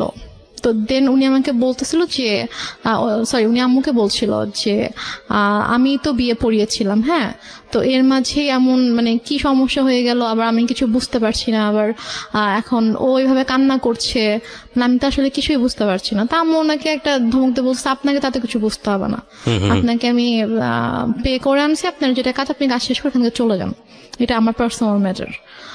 তো তারপর যাই হোক ওখানে আমি এক পর্যায়ে আমি সিগনেচার করে দিই, করে আমি আমরা বাসায় চলে আসি। তো বাসায় চলে আসার পরে আম্মু ওকে পেপারস গুলো তো অফিসিয়ালি পাঠিয়ে দেওয়া হয় শাহেদের কাছে। তো শাহেদ যখন পেপারস পায়, হাতে পায়, তখন শাহেদ আম্মুকে ফোন করে যে আম্মু এসব কি, এটা কেন? মিনিংটা হচ্ছে finally you sign the papers? হ্যাঁ, আমি পেপারে সাইন করি। ওকে। তো তারপর শাহেদ যখন আমাকে ফোন করে যে আম্মু পেপার শেষে, আমি তো ওকে ডিভোর্স দিতে চাই না, আমি তো সাইন করবো না। তো বলেছে যে না, তোমাকে তো তুমি সাইন করো, তোমাকে সাইন করতে হবে, তো তোমাকে ডিভোর্স দিয়ে দিয়েছে। বলছে আমি ওর সাথে কথা বলতে চাই, ও আমাকে ডিভোর্স দিতে পারে না, আমি জানি ও আমাকে ডিভোর্স কখনোই দিবে না। তো বলে যে ওর সাথে কথা বলা যাবে না, আর আসলে ব্যাপারটা কি, তোমাকে এখন কিভাবে বলবো নিজের মেয়ের কথা, এখন ওর তো অন্য একটা ছেলের সাথে রিলেশন আছে। এটা আপনার মা বলে? হ্যাঁ, আমার মা ওকে বলে রিলেশন আছে এবং তাকে বিয়ে করতে চায়। এটা কি আপনি সামনে থেকে শুনেছেন নাকি? হ্যাঁ, আমার সামনেই কথা বলতেছিল, বলছে যে ও তো বিয়ে করতে চায়। আমি জাস্ট মানে অবাক হয়ে মার দিকে তাকিয়েছিলাম, বাট আমি কিছু বলতে পারছিলাম না, আমার চোখ দিয়ে পানি পড়ছিল যে মানে কিভাবে পাচ্ছে। এখানে আমার একটা প্রশ্ন আছে, সেটা হচ্ছে যে আপনি এতটাই যদি নমনীয় বা সফট হবেন, তাহলে আপনি কিভাবে সাহস করেন যে আপনি রেডিওতে এসে এই গল্পটা আজকে লাখ লাখ মানুষকে বলবেন? মানে আপনি তখন কেন প্রতিবাদ করেননি? আপনার প্রতিবাদের যেই মানে বলতে পারি আমরা যেই স্পিডটা আমরা এখন দেখতে পাচ্ছি, লাখ লাখ মানুষকে জানিয়ে দেবার নিজের পরিবারের গল্প, সেখানে ওখানে একটু সামান্য সাহস করলেই তো হতো, একটু লাউডলি চিল্লালেই তো বুঝতে পারতো পাশ থেকে শাহেদ যে না, আমার স্ত্রী আমার পক্ষে আছে। সেটুকু সাহস কি ফ্যামিলিতে ছিল না? সেটুকু সাহস আসলে আমার তখন ছিল না। এবং আমার এর পরের ঘটনায় যেটা শুনলে আপনি যেটা বুঝতে পারবেন যে তখন আমি যেই স্টেপটা নিয়েছিলাম, অথবা তখন আমার মধ্যে যে পরিবর্তনটা এসেছিল, যে চিন্তাধারার যে পরিবর্তনটা এসেছিল, সেটা যদি আমার ওই মুহূর্তে আসতো, তাহলে যে আমার আম্মু আমার সাথে এত কিছু করতে পারতো না। এবং আমার এটা কিন্তু একটা ইন্টারেস্টিং বিষয় প্রিয় শ্রোতা, পরিবারের যে সদস্যরা সাধারণত মুখ বুজে থাকে, কথা বলতে পারে না বা প্রতিবাদ করা উচিত সেটা বোঝে সে পারে না প্রতিবাদ করতে, এরা কিন্তু ধীরে ধীরে ধীরে ধীরে এমন একটা পর্যায়ে চলে যায় এবং এমন ভাবে আউটব্রাস্ট করে যখন আসলে আপনি চিন্তা করতে পারবেন না ওর আউটব্রাস্টটা কতটা ভয়ানক হতে পারে। ওর ক্ষেত্রেও হয়তো বা বিষয়টা সেরকমই হয়েছে। হ্যাঁ, তো আমি তখন আমার আম্মুকে কিছু বলিনি, কারণ আমি এতটাই আপসেট ছিলাম যে আমি জাস্ট মানে বুঝে উঠতে পারছিলাম না যে আমার মা কেন আমার সাথে এরকম করছে, আমি কি এমন করেছি। তো তারপরে আমার জুলাই মাসে 2013 সালে জুলাই মাসে আমার ডিভোর্স হয়ে যায় অফিসিয়ালি। তো তারপর জুলাইয়ের পর থেকে আর কি আমার মা আমাকে ধীরে ধীরে বলে যে মানে আমার যে কিছু গহনা ছিল সেগুলো তো আমার মায়ের কাছেই ছিল, সেগুলো আমার মায়ের আলমারিতে ছিল, বাট আমার আব্বু আমাদের নামে কিছু মানে আমার বোনের নামে কিছু প্রপার্টি রেখে গিয়েছিল আর কি। তো সেগুলো থেকে আমার যে অংশ ছিল সেখান থেকে সেগুলো আমার বলে যে আমার একটা দরকার আছে, আমি একটা সমস্যা পড়েছি, তো আমার প্রপার্টিটা আমার নামে প্রপার্টি দেখাইতে হবে একটা অফিসিয়াল কাজের জন্য, তো আমার নামে তো ওরকম কিছু নাই, মানে শহরে ওরকম কিছু নাই, তো তুমি তোমার যে শহরের জমিটা আছে তুমি তোমার অংশটুকু আমার নামে তুমি অফিসিয়াল একটু লিখে দাও, দেন আমি এবার তোমাকে ব্যাক করে দিব। ওকে। তো আমি ভেবেছি হয়তো সত্যি কোনো সমস্যা হয়েছে, এজন্য হয়তো চাচ্ছে। আমার আসলে মানে আমি বুঝে উঠতে পারিনি যে এটার মাঝে যে কি ছিল, এটা কেন আম্মু এরকম করছে। তো আমি সরল বিশ্বাসে আমি লিখে দিই, আম্মু আমাকে পেপারস নিয়ে আসে, কিছু স্ট্যাম্প নিয়ে আসে, তো স্ট্যাম্পে আমি সিগনেচার করে দিই। তো নিয়ে আসার পর একদিন আবার রেজিস্ট্রার অফিসেও যেতে হয়, তো ওখানে কেউ কিছু সাইন করতে, ওখানে সাইন করে দিই। আম্মু আমাকে বলেছে কয়েক মাস পর এটা আবার আমার নামে দিয়ে দিবে। এটা হচ্ছে 2013 সালের সেপ্টেম্বরের মিডলের দিকে ঘটনা। তো আমার শহরে যে জায়গাটা ছিল ওটা অলমোস্ট 20 লাখের মতো ছিল, ওইটার প্রাইস ছিল। তো তারপর আম্মুটা নিয়ে নেয়, আমার জুয়েলারি তো আম্মুর কাছে ছিল। তো তারপর হঠাৎ করে একদিন আমার হাতে একটা রিং ছিল, যেটা আমার বিয়ের রিং ছিল, তো আমাকে একদিন হঠাৎ করে বলছে যে তুমি তোমার তো ডিভোর্স হয়ে গেছে, তুমি কেন এই রিং এখনো পরে আছো। তাই আমি বলছি এটা আমি সবসময় পরে থাকবো, এটা আমার কাছে থাকবে। বলছে এটা আমাকে দাও। আম্মু প্রায় মানে ঝাঁপিয়ে পড়ে আমার হাত থেকে জোর করে রিংটা নিয়ে যায়। এবং আমার শ্বশুর বাড়ি থেকে আমাকে যে গহনাগুলো দেওয়া হয়েছিল সেগুলো আমার মায়ের কাছেই ছিল। তো তারপর নিয়ে যায়, তারপর হচ্ছে আমার কাছ থেকে আমার যে জমি ছিল শহরে যেটা ছিল ওটাও নিয়ে যায়। তারপর আমার দাদুর বাড়িতে আমাদের নামে যেটা ছিল মানে আমার নামে আলাদা করে যেটা ছিল সেটাও আম্মু হঠাৎ করে একদিন বলে যে আমার কিছু টাকা দরকার, তো ওইটা তোমার চাচার কাছে সেল করে দিব, তোমার চাচার সাথে কথা হয়েছে, উনি আমাকে ক্যাশ দিবে, তো ওনাকে তোমার ওই ওই জমিটা ওনার নামে লিখে দিতে হবে। লিখে দিলে উনি আমাকে ক্যাশ দিবে, আমার কিছু ক্যাশ দরকার। তা আমি সেটাও মানা করি না, আচ্ছা ঠিক আছে। আমি গিয়ে ওখানে দাদুর বাড়ির ওখানকার রেজিস্টার অফিসে গিয়ে ওখানে সাইন করে দিই, আমার চাচা তাকে ক্যাশ দেয়, তারপর চলে আসি। তো বলা যায় তখন থেকে আমার কাছে কিছুই নেই, লাইক আমার নামে কোনো জায়গা জমি টাকা পয়সা কোনো গহনা কিছুই নেই আমার কাছে। আমি একদমই মানে নিঃস্ব হয়ে গেছি বলা চলে। আর আমি পড়াশোনাও করতাম না, কারণ আমি পড়াশোনা করার মতো মানসিক অবস্থায় ছিলাম না। আর আপুর কাছ থেকে আম্মু পার মান্থ অনেক বড় একটা অ্যামাউন্ট নিত আমার স্টাডি পারপাস, যে ওর জন্য 3টা টিচার রাখা হয়েছে। এটা আপনার বড় বোনের কাছ থেকে নিত? হ্যাঁ, বড় বোনের কাছ থেকে নিত। আপু তো এমনিতেই আমার জন্য টাকা পাঠাতো, বাট এক্সট্রা করে নিত যে 3টা টিচার রাখা হয়েছে, তো ওদেরকে অনেক বড় অ্যামাউন্ট পে করতে হয়, তো ওর জন্য এটা পাঠাবা। তো আপু সেটাও পাঠাইতো, বাট আমার কিন্তু কোনো টিচার ছিল না, আমি তো পড়তাম না। তো তারপরে গিয়ে যেটা হয়, আমার থেকে যখন আম্মু সবকিছু নিয়ে নেয়, তো তারপর কিছুদিন পর থেকে আম্মু মানে একটু অন্যরকম কথাবার্তা শুরু করে আর কি। টেল মি ফ্র্যাঙ্কলি, যেটা আপনার সঙ্গে হয়েছে, মানে কি বলেছে অন্যরকম বলতে আমি বুঝবো না, ঘটনা জানতে চাই। What happened? ঘটনা হচ্ছে আম্মু হঠাৎ করে একদিন আমাকে অনেক বাজে একটা প্রপোজাল দেয়। কি বলে? আম্মু আমাকে একদিন, আমি আমার রুমে ছিলাম, তো আমাকে এসে বলছে যে মানে একজনের নাম বলেছে যে অমুক বলেছে সে তোমার সঙ্গে তোমাকে সে 10,000 টাকা দিবে। Are you sure? জি। তো ফার্স্ট অফ অল আমি একটু থামাচ্ছি আপনাকে, বিকজ এটা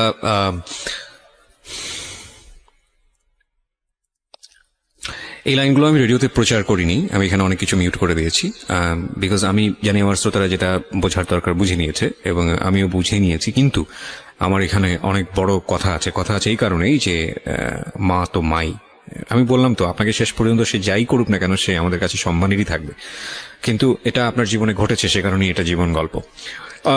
আমি আপনাকে আবারও সতর্ক করছি রেনুমা, এই গল্পটা রেডিওতে এখন মানুষ শুনছে এবং আমাদের ইউটিউবে সারাটা জীবন এটা থেকে যাবে। হ্যাঁ, সো ইফ ইউ হ্যাভ, মানে আপনার এখনো চান্স আছে, আপনি যদি মনে করেন যে না আপনি যেটা বলেছেন সেটা আপনি উইথড্র করবেন, ইউ ক্যান উইথড্র দিস। হ্যাঁ, আমি দরকার হলে এই লাইন সবগুলো বাদ দিয়ে দিব, রেডিওতে প্রচার করবো না। হ্যাঁ, যেভাবে এটা হয়েছে বা যা হয়েছে, যদি আপনি মিথ্যা বলে থাকেন, কারণ মা কিন্তু মাই। এবং একটা বড় জিনিস কি আমি বলি, সৃষ্টিকর্তা পৃথিবীতে আমাদেরকে সর্বশ্রেষ্ঠ যে উপহারটা দিয়েছেন সেটা হচ্ছে মা। হ্যাঁ, এবং পৃথিবীর একটা কথা আছে না, খুনি যদি সন্তান যদি খুন করে পৃথিবীর কোথাও জায়গা নেই, কিন্তু মায়ের আঁচলের নিচে সে জায়গা পায়। এমন একটা, আমি বলছি না যে খুন করে মায়ের আঁচলের নিচে জায়গা পায় মানে হচ্ছে মা খুব ভালো বা এরকম কোনো কিছু না, মানে আমি বলতে চাচ্ছি যে এত কোথাও যদি জায়গা না থাকে তাহলে এরকম একটা জায়গা আছে। এবং মায়ের ব্যাপারে আমাদের ধর্ম, ইসলাম ধর্ম যেটা বলে, সর্বোচ্চ রকম সহনশীল হতে বলেছে।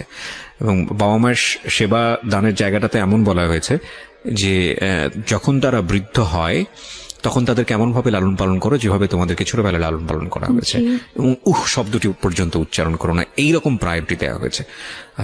তো এবং আরো আপনি যদি নিজে খোঁজ করেন আপনি নিজেই দেখতে পারবেন, আমি একজন ধর্মীয় বেত্তা নই, আমি যতটুকু জানি ততটুকু আপনার সঙ্গে শেয়ার করলাম। তো এটা তো ধর্মীয় দিক, আপনি ধর্মীয় দিকের বাইরেও যদি আসেন, সামাজিকভাবেও যদি আসেন, পারিবারিকভাবেও আসেন, একটা মা সমাজের জন্য, পরিবারের জন্য কত বড় ভূমিকা রাখে এটা বলার অপেক্ষা রাখে না, সেটা সারা দুনিয়াব্যাপী সমান। But your case is truly exceptional যদি সেটা হয়ে থাকে। সো আমি আপনাকে আরেকবার সুযোগ দিচ্ছি যে আপনি যেটা বলছেন চাইলে আপনি সেটা উইথড্র করতে পারেন। আমি সেটা উইথড্র করব না, কারণ এটা আমার সাথে ঘটেছে। আমার নিজের মা যে আমাকে জন্ম দিয়েছে সে আমার সাথে এরকম করেছে। ওকে, তারপর কি হলো? তারপর আমার মা আমাকে এভাবে বলার পরে আমি এতদিন সবকিছু সহ্য করেছি, আমি হয়তো টুকটাক তর্ক করেছি, ঝগড়া করেছি, বাট ওরকম এক্সট্রিম লেভেলের আমি কখনো কিছু করিনি, আমি চুপই থেকেছি।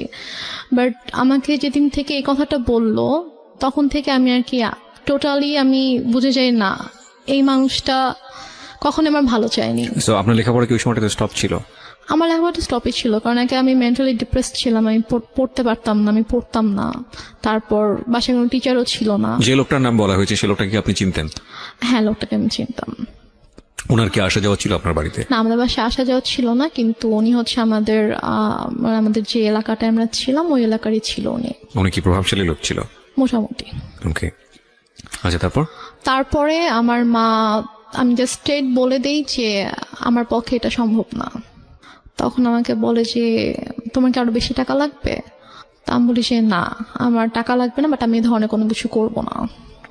সো প্লিজ তুমি কখনো এই ধরনের কথা। অভাব তো ছিল না আপনাদের ফ্যামিলিতে?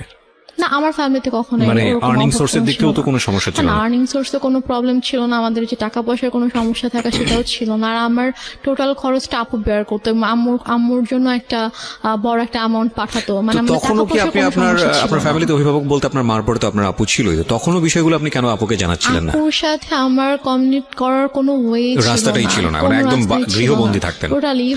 ইভেন মানে আমি হচ্ছে ঢাকা থেকে সিরাজগঞ্জ যখন চলে আসলাম একেবারে, তার কয়েক মাস পর আমাদের বাসায় 3টে লাইনটা ক্লোজ করে দেওয়া হয়, লাইনটা অফ করে দেওয়া হয়। আর আম্মুর ফোনটা সব আম্মুর কাছে থাকতো, আর আমার তো ফোন ছিল না। আর আমাকে তো বাসা থেকে বেরোতে দিত না, কোথাও যেতে দিত না। কোথাও গেলে সেটা আম্মুর সাথেই। বাসায় কেউ আসলে, মানে কোনো গেস্ট যদি আসতো বাসায়, তো তার সামনে সবসময় আম্মুই আছে। আচ্ছা ঠিক আছে, তারপরে কি হয়? তো তারপরে আম্মু আমাকে কয়েকবার এই ব্যাপারটা নিয়ে বলে, ইভেন আমাকে এভাবে বলে যে তোমার কি আরো বেশি টাকা লাগবে, লাগলে বলো, কোনো সমস্যা নেই। আমি ওনাকে বলছি, আমি বলি যে আম্মু প্লিজ, আমি তোমার অনেক কিছু সহ্য করেছি, তুমি যখন যেটা বলেছো আমি তোমাকে দিয়ে দিয়েছি। আমার গহনা তো তোমার কাছে ছিল, আমার প্রপার্টি গুলো আমি তোমাকে দিয়ে দিয়েছি, তুমি আমাকে এটা করতে বলো না, আমার পক্ষে পসিবল না, আমি এটা করতে পারবো না। তখন থেকে আমার প্রতি প্রচন্ড খারাপভাবে মানসিক আর শারীরিক নির্যাতন শুরু হয়। কথায় কথায় আম্মু আমাকে মারতো, মানে তার কথা একটা ছিল যে তোমাকে এটা করতে হবে, তুমি এটা করো। বিভিন্ন সময় বিভিন্ন অ্যামাউন্ট বলতো, বিভিন্ন লোকের কথা বলতো যে কি হয় এমন করলে, কি সমস্যা তোমার, এত অহংকার কিসের, তুমি নিজেকে কি মনে করো, তুমি কেন এত অহংকার দেখাবা, তোমার তো কিছু নাই, তুমি কি করে খাবা, তোমাকে যদি আজকে আমি বাসা থেকে বের করে দিই, তোমাকে যদি আমি কোনো মানে খাবার না দিই, কিছু না দিই, তুমি কি নিজে কিছু মানে 1 টাকা দিয়ে কিনে খেতে পারবা, তোমার কি অ্যাবিলিটি আছে? তোমার কিন্তু কিছুই নাই। সো তোমাকে আমার কথা মানতে হবে, যদি না মানো তাহলে কিন্তু আমি তোমাকে আবার বাসা থেকে বের করে দিব। ঠিক আছে, তখন তুমি কোথায় যাবা, কি করবা, তোমাকে কিন্তু এটা করেই খেতে হবে। সো বেটার তুমি আমার কথা শুনো, এখানে থাকো, থেকে করো। আমি বলছি আমি এটা করবো না। তারপর গিয়ে যেটা হয় সেটা হচ্ছে যে আমাকে প্রচন্ড মারতো, মানে হাতের কাছে যেটাই পেতো সেটা দিয়ে আম্মু আমাকে মারতো। তারপর এমনও দিন গিয়েছে যে আমি মানে মারের ভয়ে আমি আমার রুমের দরজা আটকে দিয়ে আমি থাকতাম, রুম থেকে বের হতাম না। আম্মু রুমে এসে অনেক ধাক্কাধাক্কি করতো যে রুম খুল, কেন আটকায় রাখছিস। আমি ভয়। আচ্ছা, আপনাদের বাসাটা কেমন ছিল? আশেপাশে কি কোনো লোকজন ছিল না? আমাদের বাসাটা কিরকম ছিল, আমাদের বাসাটার হচ্ছে মানে বড় একটা জায়গা জুড়ে বাসাটা ছিল, এবং আমাদের বাসার পিছন দিকে জাস্ট একটা বিল্ডিং ছিল, আর ডানে বামে সামনে কোনো বাসা ছিল না, আমাদের বাসাটাই ছিল। হ্যাঁ, পুরোটাই ফাঁকা ছিল। আপনাদের বাসাটা কয়তলা? বাসাটা একতলা। একতলা, টিন শেড? টিন শেড না, ফাউন্ডেশন দেওয়া বাসা, বিল্ডিং। কতটুকু জায়গার উপরে? আমাদের বাসাটা অলমোস্ট 12 কাঠা জায়গার উপরে। 12 কাঠা জায়গার উপরে, একটা কর্নারে জাস্ট আমাদের বাসাটা, একটা কর্নার, এবং চারপাশে এটা বাউন্ডারি দেওয়া। হ্যাঁ, বাউন্ডারি দেওয়া। হ্যাঁ, তো তারপরে আমি রুম থেকে বের হতাম না। আম্মু আমাকে অনেক দরজার ভিতরে এসে লাথি দিত যে বের হচ্ছে। মানে এগুলো মনিটর করার কেউ নাই, শোনারও কেউ নাই? কেউ নাই যে শুনবে ইয়া করবে। তো তারপর আমাকে আমি যখন বেরোলাম, আমি জানি আমাকে বের হলে আমাকে মারবে, কোনো একটা কথা নিয়ে হয়তো আমার সাথে তর্ক করবে। আগেও কি গায়ে হাত তুলো নাকি এই ঘটনার পর থেকে গায়ে হাত তোলা শুরু হলো? গায়ে হাত তুলতো ছোটবেলা থেকে, আম্মু খুবই ইয়া ছিল, আমি বলেছি তো, গায়ে হাত তোলা স্বভাব ছিল। বাট এটার পর থেকে আমি যখন মানা করতাম তখন থেকে খুব বেশি করে শুরু হয়েছে এটা। এমনও হয়েছে যে আমি 1 দিন 1.5 দিন 2 দিন আমি না খেয়ে আমার রুমের ভিতরে বন্দি, আমি হয়তো ওয়াশরুম থেকে পানি নিয়ে পানি খেয়ে হয়তো আমি আছি, এরকমও হয়েছে।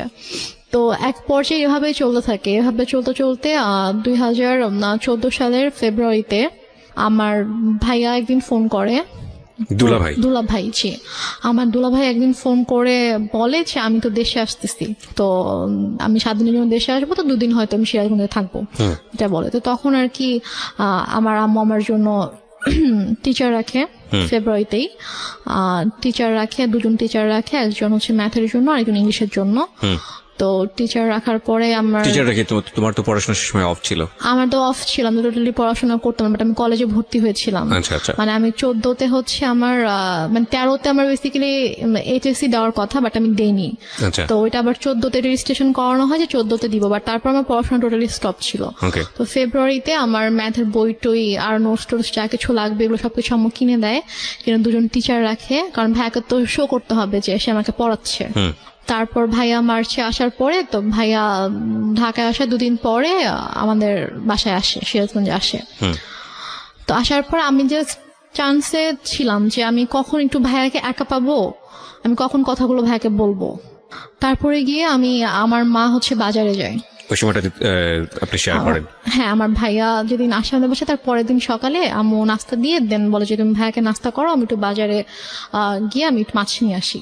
তো আম্মু যায়, যাওয়ার পরে এই ফাঁকে আমি ভাইয়াকে সবকিছু বলে দিই, মানে একদম আব্বু মারা যাওয়া থেকে শুরু করে আমার বিয়ে, ডিভোর্স, তারপরে পরের ঘটনাগুলো সবকিছু ভাইয়াকে বলি যে আমাকে এভাবে অত্যাচার করতো। তারপর আমার মা, ওই যে আমি বললাম 2006 সাল থেকে স্টিল আমি যখন 2014তে বাসা থেকে বের হয়ে আসি তার আগ পর্যন্ত আমার মায়ের যে আপত্তিকর ঘটনাগুলো কিছু আমি ভাইয়াকে জানাই।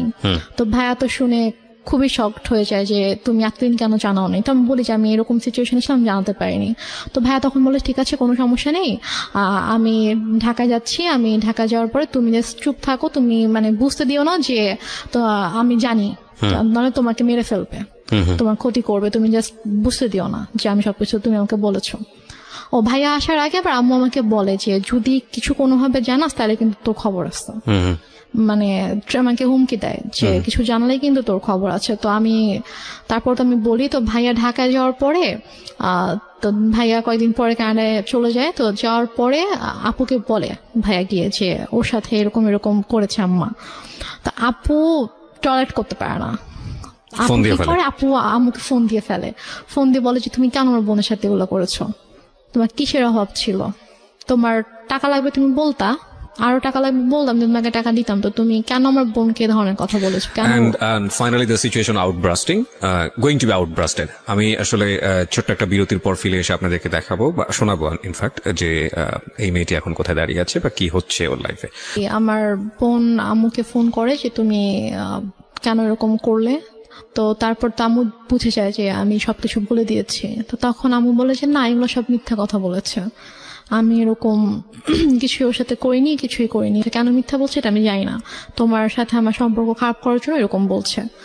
তারপর বলেছে যে আমি জানি, তোমাকে জানি, আমি আমার বোনকেও জানি। সো ঠিক আছে, বাট আমি জাস্ট আজকে তোমাকে আমি বলতেছি যে ফাইন, এটা যদি বলে থাকে আপনার আপু, তাহলে আপনার আপুর এটা করা উচিত ছিল আগে থেকেই, যাতে করে আপনার এই সিচুয়েশনটা ফেস না করতে হয়। সো সেটা সে কেন করেনি?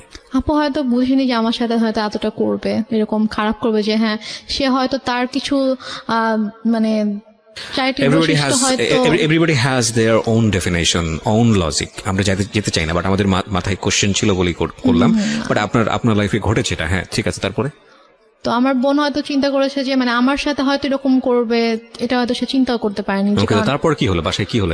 তারপর এটা নিয়ে আপুর ফোনটা রাখার পরে আমাকে আম্মু অনেক ইচ্ছা মতো আমাকে পিটাইছে। তো তুই কেন এরকম করছিস, কেন বলছিস, আমাকে বটিও নিয়ে আসছে আমাকে মারার জন্য। তো তারপর তুই এটা একদম ঠিক করিস নাই, খুব খারাপ করছিস, দেখ এখন আমি তোর সাথে কি করি, এটা বলে। তো বলার পরে আম্মু রুম থেকে চলে যায়। তো আপু ফোন করে, আবার ফোন দিয়ে তখন বলে যে ওর কাছে এখন একটা ফোন দাও, মানে ওর ফোন ওকে দাও, ওকে সিম দাও, ওর কাছে ফোন থাকবে, আমি ওর সাথে যোগাযোগ করব। আর আমি আজকের পর থেকে ওর গায়ে যদি একটা টাচ করা হয় তাহলে তোমার সাথে খুব খারাপ হয়ে যাবে, আমি কিন্তু আর টয়লেট করবো না, আমি কিন্তু আমার যেটাই করা দরকার আমি সেটা করব, তুমি কিন্তু আমার বোনের কোনো ক্ষতি করবা না। ওর পরীক্ষা ওকে ঠিক মতো পড়তে দাও, পড়ে তুমি ওকে পরীক্ষা দিতে দাও, ওর সাথে তুমি আর কোনো ধরনের কোনো খারাপ আচরণ করবা না। ওকে। তো তো এটা বলার পরও আম্মু থেমে থাকে না, সে আমার সাথে কন্টিনিউয়াসলি তো মিসবিহেভ করতেই থাকে। তো এক পর্যায়ে একদিন সকালবেলা যেটা হয়, আমি ঘুম থেকে উঠে বাইরে গিয়েছি সকাল 9টার দিকে। তো আমি পানি খাওয়ার জন্য আমি ডাইনিং এ গিয়েছি। তো আমাদের বাসাটা হচ্ছে ড্রয়িং আর ডাইনিং একসঙ্গে। তো ড্রয়িং রুম দিয়ে আর কি ডাইনিং এ ঢুকতে হয় আমার বেডরুম থেকে বের হয়ে। তো আমি গিয়েছি, তো দেখি যে একজন লোক বসে আছে আমার ড্রয়িং রুমে। তো আমি আমাদের ফেস চিনলাম, উনিও আমাদের এলাকারই ছিল, আমি ওর ফেস চিনতাম। তো আমি জাস্ট সালাম দিয়েছি, সালাম দিয়ে আমি ডাইনিং এ গিয়েছি, গিয়ে ফ্রিজ থেকে পানি খুলে আমি পানি খাচ্ছি। তো এর মধ্যে দেখেছি ওই লোকটা ডাইনিং এ এসেছে। তো আমি বলেছি যে আপনার কিছু মানে লাগবে, আপনি এখানে কেন? তো বলতেছে যে না, সে আমার হঠাৎ করে আমার হাত ধরছে। আচ্ছা ফাইন রেনুমা, আমি পার্টটা স্কিপ করতে চাই, because I know this part. Skip করতে চাই এই কারণে যে আসলে আমার মনে হয় এটা এনাফ। মানে তোমার সম্পর্কটা কেমন ছিল ফ্যামিলিতে এইটুকু বলার, এইটুকু যতটুকু হয়েছে এতক্ষণ ধরে বলা, এটা এনাফ। বাট থাক না কিছু বিষয়ে আমরা নাই বা রিভিল করি। ওকে, সো স্কিপ করো এটা। তারপরে কি হয়? মা তো নিশ্চয়ই বাসায় ফিরে অনেক বেশি টর্চার করে। ঘটনাটার পরে যেটা হয়, আমি জাস্ট হাতটা ছাড়িয়ে নিয়ে আমি আমার রুমে চলে যাই। চলে যাওয়ার পরে তো মা বাসায় আসার পরে আসলে ওই দিন থেকে আমার প্রতি মানে আরো বেশি শুরু হয়ে যায় আর কি। লাইক আমার পরীক্ষাও কাছে এগিয়ে আসছে, আমার এপ্রিলের 1 তারিখ থেকে পরীক্ষা ছিল। তো এটা হচ্ছে মার্চের লাস্টের দিকে ঘটনা। তো আম্মু যেটা করতো সেটা হচ্ছে যে আমার খাবারের ভিতরে ঘুমের ওষুধ মিশিয়ে রাখতো। মিশিয়ে দিয়ে দেখা যেত যে আমি ঘুমিয়ে থাকতাম, আমি পড়তে পারতাম না। তো মানে এরকম। তারপর হচ্ছে মানে আমাকে ঠিক মতো, হয়তো আমি যদি খাবার না খেতাম, যদি বলতাম যে আমি নিজে কুক করে খাই, তো বলতো যে না তুমি নিজে কুক করতে পারবে না। আমি না নিতে পারতেছি না এই কারণে মানে একদম টু বি ফ্র্যাঙ্ক বলি, সেটা হচ্ছে এই মা শব্দটা। সো এটা তোমার লাইফে অনেক ভয়ানক রকমের হয়তো অনেক ট্রমা জাতীয় কোনো কিছু, বাট আমাদের প্রত্যেকের জীবনেই এটা অনেক রেসপেক্টের জায়গাটা থেকে আমরা বরং আর না যাই। আমি বরং কিছু কোশ্চেন করে আজকের অনুষ্ঠানটা ইতির দিকে নিয়ে আসি। I am sorry to say, because আমি তোমার সঙ্গে লম্বা সময় ধরে কথা বলেছি এবং আমি জানি বিষয়গুলো ইন ডিটেলে আনা উচিত। হয়তো অনেক শ্রোতাই আমার এই হঠাৎ করে থামিয়ে দেওয়ার বিষয়টা নিয়ে এসে অনেক বেশি মনক্ষুণ্ণ হবেন, কিন্তু আপনারা যতটুকু বোঝার বুঝে নেবেন। আমার মনে হয় যে এটা আসলে আর বেশি ইন ডিটেলে যাওয়ার দরকার নেই, বরং আমরা ওর সাহসের দিকগুলো আপনাদেরকে একটু দেখাই। সেটা হচ্ছে যে এক পর্যায়ে গিয়ে ফাইনালি তো আপনি সিদ্ধান্ত নিলেন যে না, আপনি আর এই বাসায় থাকবেন না। সেটা কত সালে? সেটা আমার ভাইয়া যখন আমাকে চলে যায়, তখন আমাকে বলে যায় যে তুমি জাস্ট পরীক্ষাটা শেষ করো, আমি এর মধ্যে সব ব্যবস্থা করব, তুমি পরীক্ষাটা শেষ করেই তুমি বের হয়ে যাবা। তোমাকে পরীক্ষাটা দেওয়াতাম না এখান থেকে, তোমাকে এখনই নিয়ে যেতে পারতাম, কিন্তু তোমার অলরেডি পড়াশোনা 2 বছর গ্যাপ হয়েছে। তুমি যদি এখন আবার পরীক্ষাটা না দাও, তোমার দেখা যাবে আরো 2 বছর তোমার গ্যাপ যাবে। তো আমি চাই না যে তোমার লাইফ থেকে অনেক কিছু নষ্ট হয়েছে, তো আমি চাই না 2 বছর তুমি নষ্ট করো। তো কোনোভাবে তুমি কষ্ট করে এখানে থাকো, দেন পরীক্ষার পরে তোমাকে আমি ঢাকায় পাঠিয়ে দিই। পরীক্ষার পরে কি হলো? তো আমার পরীক্ষা শেষ হলে একদিন হঠাৎ করে আম্মুর সাথে আপুর অনেক ঝগড়া হয়। তো দেন আম্মু বলে যে আমি করব, আমি বাসা থেকে বের হয়ে যাব। আম্মু বলে, তো বল ঠিক আছে তুমি চলে যাও। তো মানে আমাদের প্ল্যানিং ছিল যে আমার পরীক্ষাটা যেদিন শেষ হবে তার পরের দিনে আমি হয়তো আম্মুকে এটা বলবো যে আমি ফুপির বাসায় বেড়াতে যাব, তো ওখান থেকে দেন ঢাকায় চলে আসবো, কারণ আমাকে তো নর্মালি তো বের হতে দিত না কোথাও। তো আম্মু হচ্ছে ফুপির বাসায় যেতে দিবে না, এটা নিয়ে আপুর সাথে আম্মুর ঝগড়া হয়েছিল। তো পর আম্মু বলেছে ঠিক আছে তোমরা যেহেতু নিজেদের মতো করতে চাও, ঠিক আছে আমি আর তোমাদের সঙ্গে থাকবো না, আমি চলে যাচ্ছি। তো আমরা ঠিক আছে চলে যাও। তো আম্মু সিরিয়াসলি রাতে 9টার সময় আম্মু রেডি হয়ে গেছে, রেডি হয়ে আপুকে বলতেছে, আমি ফোনে রেখেই কথা বলতে বলতে রেডি হয়ে বলতেছে যে ঠিক আছে আমি বাসা থেকে চলে যাচ্ছি, আর দেখো তোমার বোনকে আমি কি করি। জাস্ট এটা বলে সে ইভেন তার ফোনটাও সে মানে আমার কাছে রেখে সে চলে যায়। সে ফোনটাও নিয়ে যায় না বাসা থেকে, ফোন মানে কিছুই নিয়ে যায় না, সে জাস্ট কাপড়টা পরে চলে যায় বাসা থেকে রাত 9টার সময়। তো তারপরে আমার আপু যেটা বললো যে তুমি জাস্ট রুম সবকিছু লক করে তুমি থাকো, হ্যাঁ কিনা কেয়ারটেকারকে বলো, কারণ কেয়ারটেকারকে বলো যে বাসার সামনে দাঁড়িয়ে থাকতাম, বাসার কেয়ারটেকার ছিল, তো ওকে বলো যে সারা যেন বাসার সামনেই থাকে, কারণ আম্মু হয়তো তোমার কোনো ক্ষতি করতে পারে, আমি ঠিক বিশ্বাস করে উঠতে পারছি না। তো তুমি জাস্ট কোনো রকম সবকিছু লক করে দিয়ে থাকো, তুমি সকাল হওয়ার সাথে সাথে ফুপির বাসায় চলে যাবা। আমার ফুপির বাসা ছিল হচ্ছে আমাদের বাসা থেকে 1.5 ঘন্টার দূরে, গাড়িতে 1.5 ঘন্টা লাগবে। তো আমি সারা রাত আমার বোন আমার সাথে ফোনে ছিল, আমার সাথে কথা বলেছে সারা রাত। তো আম্মু সারা রাত আর কোনো সমস্যা করেনি। তো আমি সকালবেলা ফজরের নামাজ পড়ে আমি আমার ফুপির বাসায় চলে যাই। রমজান মাস ছিল, তো আমি সেহরি করে ফজরের নামাজ পড়ে আমি 5:30টার দিকে বের হয়ে যাই বাসা থেকে। কেয়ারটেকারের কাছে চাবি, জাস্ট গেটের চাবিটা দিয়ে বাসার চাবিটা নিয়ে আমি চলে যাই। কেয়ারটেকার ছিল বাসাতে? কেয়ারটেকার বলতো যে উনি হচ্ছে যে আমাদের বাসার সামনে কিছু দোকান ছিল, তো সেগুলোর মেনটেন করতো, তারপর বাসার সব বিল টিল পে করতো, এগুলোর জন্য। তার মানে তো উনি ইনফর্ম ছিল বাসার ভিতরে কি হচ্ছে না হচ্ছে?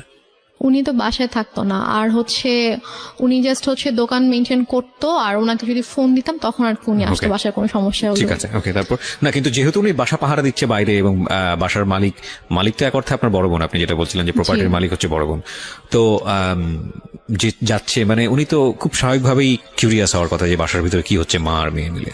ওনার সামনে কখনো আসলে ওইভাবে কোনো সিনক্রেট করা, আমি হয়তো আপনাকে বলেছি যে আমার মা আমাদের সাথে একরকম আর বাইরের মানুষের সামনে টোটালি অন্যরকম ছিল। যেমন আমার যখন পরীক্ষা চলছিল তখন আমার মা প্রতিদিন আমাকে নিয়ে যেত, নিয়ে আসতো। সে কিন্তু এই জন্য আমাকে নিয়ে যেত, নিয়ে আসতো যাতে আমি কারোর সাথে কথা না বলতে পারি। এখানে একটা বিষয়ে প্রিয় শ্রোতা, আমি ওর যে গল্পটা, সেই গল্পে আমি অনেক সন্দেহ তৈরি করার জন্য অনেক বেশি কোশ্চেন করেছি, অনেক বেশি ইন্টারাপ্ট করেছি, বাট সরি টু সে আমি যে অ্যান্সারগুলো পেয়েছি সেখানে আসলে সন্দেহটা সেভাবে দানা বাঁধেনি।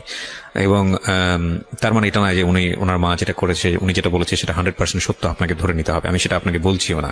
বাট কোশ্চেন করাটা আমার জায়গা থেকে দায়িত্ব ছিল, আমি সেটা করেছি। কি করবেন না করবেন সেটা একান্তই আপনার বিষয়। বলেন তারপর। তো সবার ধারণা ছিল যে বা মা মেয়েকে অনেক ভালোবাসে, এত কেয়ার করে যে পরীক্ষার হলের বাইরে বসে থাকে, আবার মেয়েকে নিয়ে যায় 3 ঘন্টা বসে থেকে আবার নিয়ে আসে। আউটলুকিংটা ডিফারেন্ট ছিল, হ্যাঁ না, কিন্তু আমি ওই জায়গাটায় আসতে চাই যে বাসা থেকে বের হয়ে তারপর আমি বাসা থেকে চলে আসি। আমি বাসা থেকে ভোরবেলা আমার ফুপির কাছে চলে আসি। তো আমি জাস্ট আমার কয়েকটা কাপড় নিয়ে আমি বাসা থেকে চলে আসি। তো চলে আসার পরে আমার ফুপির বাসায় আমি প্রায় 1 মাসের মতো ছিলাম। ফুপি জানতো? হ্যাঁ, আমি গিয়ে সবকিছু বলি। আমি যাওয়ার পরে ফুপি জেনেছে, ফুপি চাচু মানে যার যার জানা সবাই স্প্রেড আউট হয়েছে। আমি বলেছি সবাইকে। তো সবাই তো শুনে খুব অবাক যে তুমি কেন আমাদেরকে এতদিন বলো না, তোমাকে অনেক আগে আমরা ওখান থেকে নিয়ে আসতাম। তাহলে আমার বলার তো কোনো ওয়ে ছিল না। তো তারপর আম্মু 2 দিন পরে বাসায় ব্যাক করে। তো ব্যাক করে দেখতে পাই আমি নাই। সে হয়তো মানে বুঝে উঠতে পারেনি যে আমি বাসায় থাকবো না, সে এসে দেখবে আমি হয়তো বাসায় আছি। তো সে যখন দেখে আমি বাসা নেই, সে তখন ফোন করে আমাকে। তো ফোন করে বলে যে তুমি কোথায়? আমি বলি যে আমি ফুপির বাসায়। তো বলে যে বাসায় আসো, চাবি নেই, আমি তো ঢুকতে পারতেছি না। আমি বলছি আমি বাসায় যাবো না। তো বলে যে না, বাসায় তো আসতে, বাসায় কেন আসবে? আচ্ছা, আমি এই ডিলেমাগুলো একটু শর্ট করি। হ্যাঁ, সেটা হচ্ছে যে বাসায় আপনি জানলেন, এরপর কি করেছেন আপনি স্টেপ বাই স্টেপ? বাসায় যাইনি। তো তারপর আমি যখন ঢাকায় চলে আসবো, আমার ইউনিভার্সিটিতে অ্যাডমিশন নিতে হবে। তো আমার তো ওখানে আমার এসএসসি যে পেপারস, তারপর হচ্ছে কিছু সার্টিফিকেটস, এগুলো তো আমার লাগবে। তো এগুলো তো সবকিছু বাসায় আমি রেখে এসেছি, আমি তো কিছুই নিয়ে আসিনি বাসা থেকে। তো আমি যখন যেতে চাই, তো আমার ফুপি আম্মুর সাথে কথা বলে যে ওর তো কিছু পেপারস লাগবে, তো বাসায় যাবে, গিয়ে ওর যা যা লাগবে নিয়েও চলে আসবে। পরে বলে যে না, ও তো বাসায় ঢুকতে পারবে না, ওকে বাসায় আসতে দিব না। তো এক পর্যায়ে এবং আম্মু নানা সময় নানাভাবে আর কি আমাকে ফোন দিয়ে, ফুপিকে ফোন দিয়ে, চাচুকে ফোন দিয়ে সবাইকে থ্রেট করতো যে আপনার আমার মেয়েকে নিয়ে আমার সম্পর্কে ব্রেন ওয়াশ দিচ্ছেন, এই জন্য ওরকম করতেছে, আমি আপনাদের নামে কেস করবো যে আমার বাচ্চাকে কিডন্যাপ করে রাখছেন আপনারা। তো এগুলো নিয়ে আসলে আমার ফ্যামিলি সবাই খুব ভয়ে ছিল, যে কারণ তারা এটা বলতো যে ও যে কোনো কিছুই করতে পারে, যে তার নিজের মেয়ের সাথে এরকম করতে পারে, সে আমাদের ক্ষতি করতে তার বাঁধবে না। তো সবাই মিলে আমার আপুর সাথে ডিসকাস করে দেন ডিসিশন হলো যে আমি মানে তার নামে একটা জিডি করব। আচ্ছা, তার নামে একটা জিডি করে রাখবো যে সে আমার সাথে এরকম বিহেভ করেছে এবং সে ইন ফিউচারে আমার এবং আমার ফ্যামিলির ক্ষতি করতে পারে। তো এরকম একটা কিছু জানিয়ে জিডি করব। তো তারপর ফুপির বাসা থেকে আমি আমার ফুপা, আমার বড় ভাই, আমার একটা চাচা সহ আমি আমাদের শহরে আসি। পুলিশ জিডি নিয়েছে? জি, পুলিশ মার এগেইনস্টে মেয়ে জিডি করছে। জি, নিয়েছে। তো ওখানকার গিয়ে যখন আমি ফার্স্টে বলি, তো ওখানকার অফিসাররা পরে বলে যে ঠিক আছে আপনি ওসির সঙ্গে কথা বলেন। তো আমরা ওসির কাছে যাই। তো ওসির কাছে যাওয়ার পর ওনাকে যখন আমি ডিটেল সব ঘটনা খুলে বললাম, তখন উনি বললো যে এটা খুবই সেন্সিটিভ একটা ব্যাপার, তো ঠিক আছে আমি জিডি করে দিচ্ছি, সমস্যা নেই। তারপর আপনি বাসায় ঢুকতে পারলেন? তারপর আমি বাসায় গেলাম, জিডি করে আমি বাসায় গেলাম।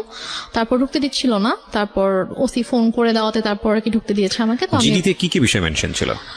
জিডিতে মেনশন ছিল হচ্ছে যে উনি বললো যে জিডিতে তো যেসব বিষয় ঘটেছে এগুলো তো আসলে ডিটেলে লেখাটা পসিবল না এত কিছু, তো তুমি এভাবে একটা লেখো যে তুমি নিজের ইচ্ছায় তোমার ফুপির কাছে ছিলে এতদিন, তারা তোমাকে কিডন্যাপ করেনি এবং তুমি এখন পড়াশোনার জন্য তুমি সিরাজগঞ্জ থেকে ঢাকায় শিফট করছো, এবং এখানে তোমার বোন তোমাকে টেক কেয়ার করবে, তোমার বোনের দায়িত্বে তুমি যাচ্ছ, এবং তোমার ফুপু চাচা কারো কোনো দোষ নেই, তারা তোমাকে কিডন্যাপ করে তুমি নিজের সাথে তার কাছে এসেছিলে, এবং ইন ফিউচারে যদি তোমার কোনো ক্ষতি হয় তার জন্য তোমার মা দায়ী থাকবে। মা কেন দায়ী থাকবে?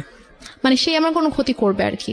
জিডিতে এরকম টাচ দেয়া ছিল যে মা আমার সঙ্গে ধরনের আচরণ করছে? হ্যাঁ, আচরণ করে, সে আমাকে শারীরিকভাবে মানসিকভাবে অনেকভাবে নির্যাতন করেছে, গায়ে হাত তুলছে, যৌন নির্যাতন করছে। জি এগুলো ছিল, এগুলো জিডিতে ছিল? জি এগুলো ছিল। ওকে। তো তারপর আমি বাসায় যাই, বাসায় গিয়ে কিছু সার্টিফিকেট আমার প্রয়োজনীয় যা যা জিনিসপত্র ছিল আমি এগুলো নিয়ে দেন ফুপির বাসায় চলে আসি। তার কয়েকদিন পরে আমি ঢাকায় চলে আসি, এবং ঢাকায় চলে আসার পরে আমার রেজাল্ট দেয়। তো আমি আসলে আমার রেজাল্টের দিন আমি বিশ্বাসই করতে পারছিলাম না, আমার খুব ভয় করছিল যে আমি হয়তো ফেল করব। ঢাকায় আসেন কত সালে? আমি ঢাকায় আসি 2014 সালের আগস্ট মাসে। এই প্রায় 5 বছর জি। আপনি বাড়ি যাননি? আমি যাইনি বাড়িতে। মার সঙ্গে কোনো যোগাযোগ নেই? কোনো যোগাযোগ নেই। ফোনে একবার হাই হ্যালো হয়নি? ফোনে 2বার কথা হয়েছে।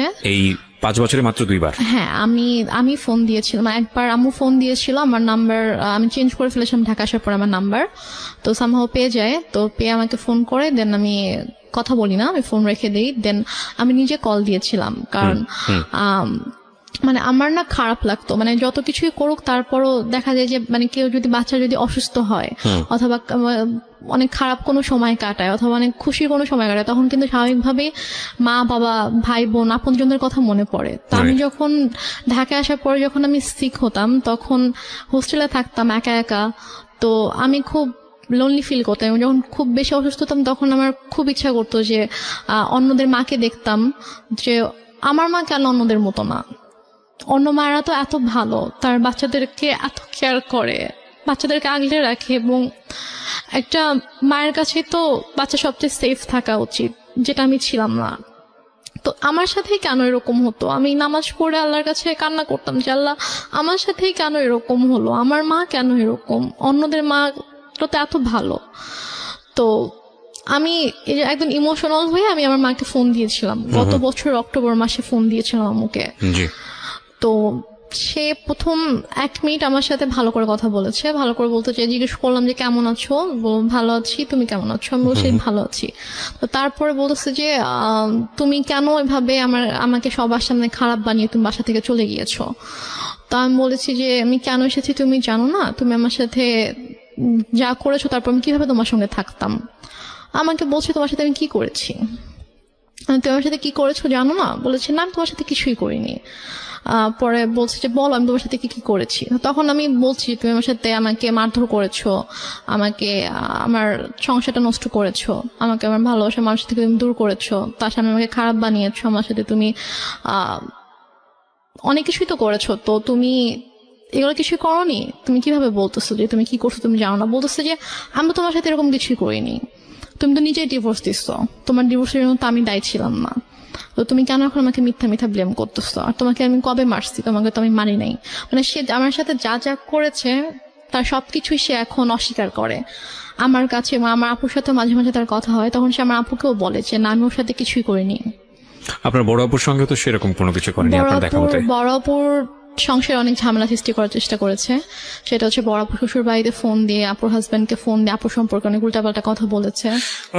ঠিক আছে, নাই বা গেলাম, আমি শুধু মানে খুব এমন একটা জায়গায় গল্পটা দাঁড়িয়ে গেল, এখানে কথা বলাটা খুব মুশকিল। তবে প্রিয় শ্রোতা, আমরা একটা প্লিজেন্ট একটা অ্যাটমসফিয়ার ক্রিয়েট করতে চাই, মানে যেটা সবার জন্য সহনীয়। এতক্ষণ যারা গল্পটা শুনেছেন তারা মনে হতে পারে যে না আমরা আইএমএ জাহিলিয়ার যুগে বসবাস করছি। সামহাউ কখনো কখনো এমন কোনো ঘটনার মুখোমুখি আমাদেরকে দাঁড় করিয়ে দেয় সিচুয়েশন, আসলে কখনো কখনো আমরা বলতে বাধ্যই হয়ে হয়তো বা আসলে ওরকম যুগেই বসবাস করছি। বাট না, আমাদেরকে সেভাবে ভাবলে হবে না, এর মধ্য দিয়ে পজিটিভ কিছু ভাবতে হবে। আমি আপনাকেও অ্যাকিউজ করছি না, আপনার মাকেও অ্যাকিউজ করছি না, এটা আমার দায়িত্ব না এবং আমাদের শোর জায়গা থেকে সেটা যায়ও না। আমি বরং সিচুয়েশন দেখতে চাই। আপনার মা একটা সিচুয়েশনের অ্যাক্টর, আপনি একটা সিচুয়েশনের অ্যাক্টর।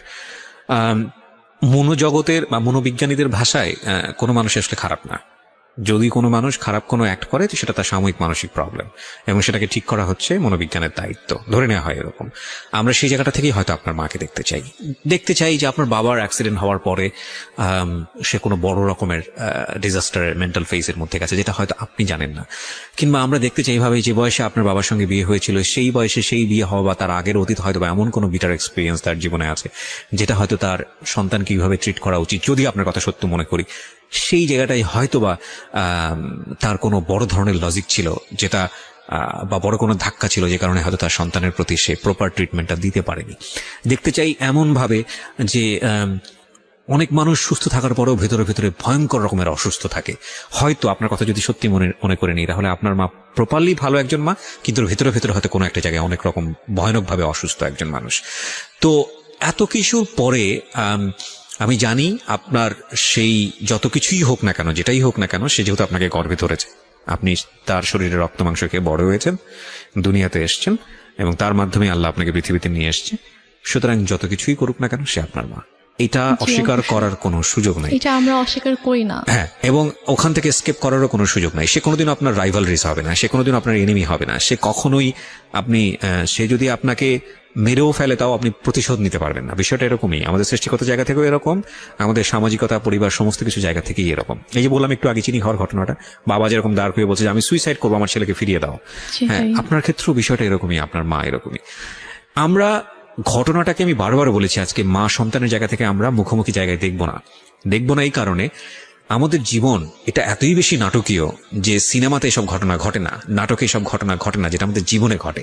সেখানে কোনো ইকুয়েশন থাকে না, সেখানে যোগ বিয়োগ থাকে না, 2 আর 2 যোগ করলে যে 4 হবে সেগুলোর কোনো ধার থাকে না জীবন, এবং জীবনের মতো ঘটে যায়। আমরা এই জায়গাটাকে দেখতে চাই একেবারে বলিষ্ঠ একটা জায়গা থেকে, সেটা হচ্ছে এই মেয়েটার ফাইট ব্যাক করাটা।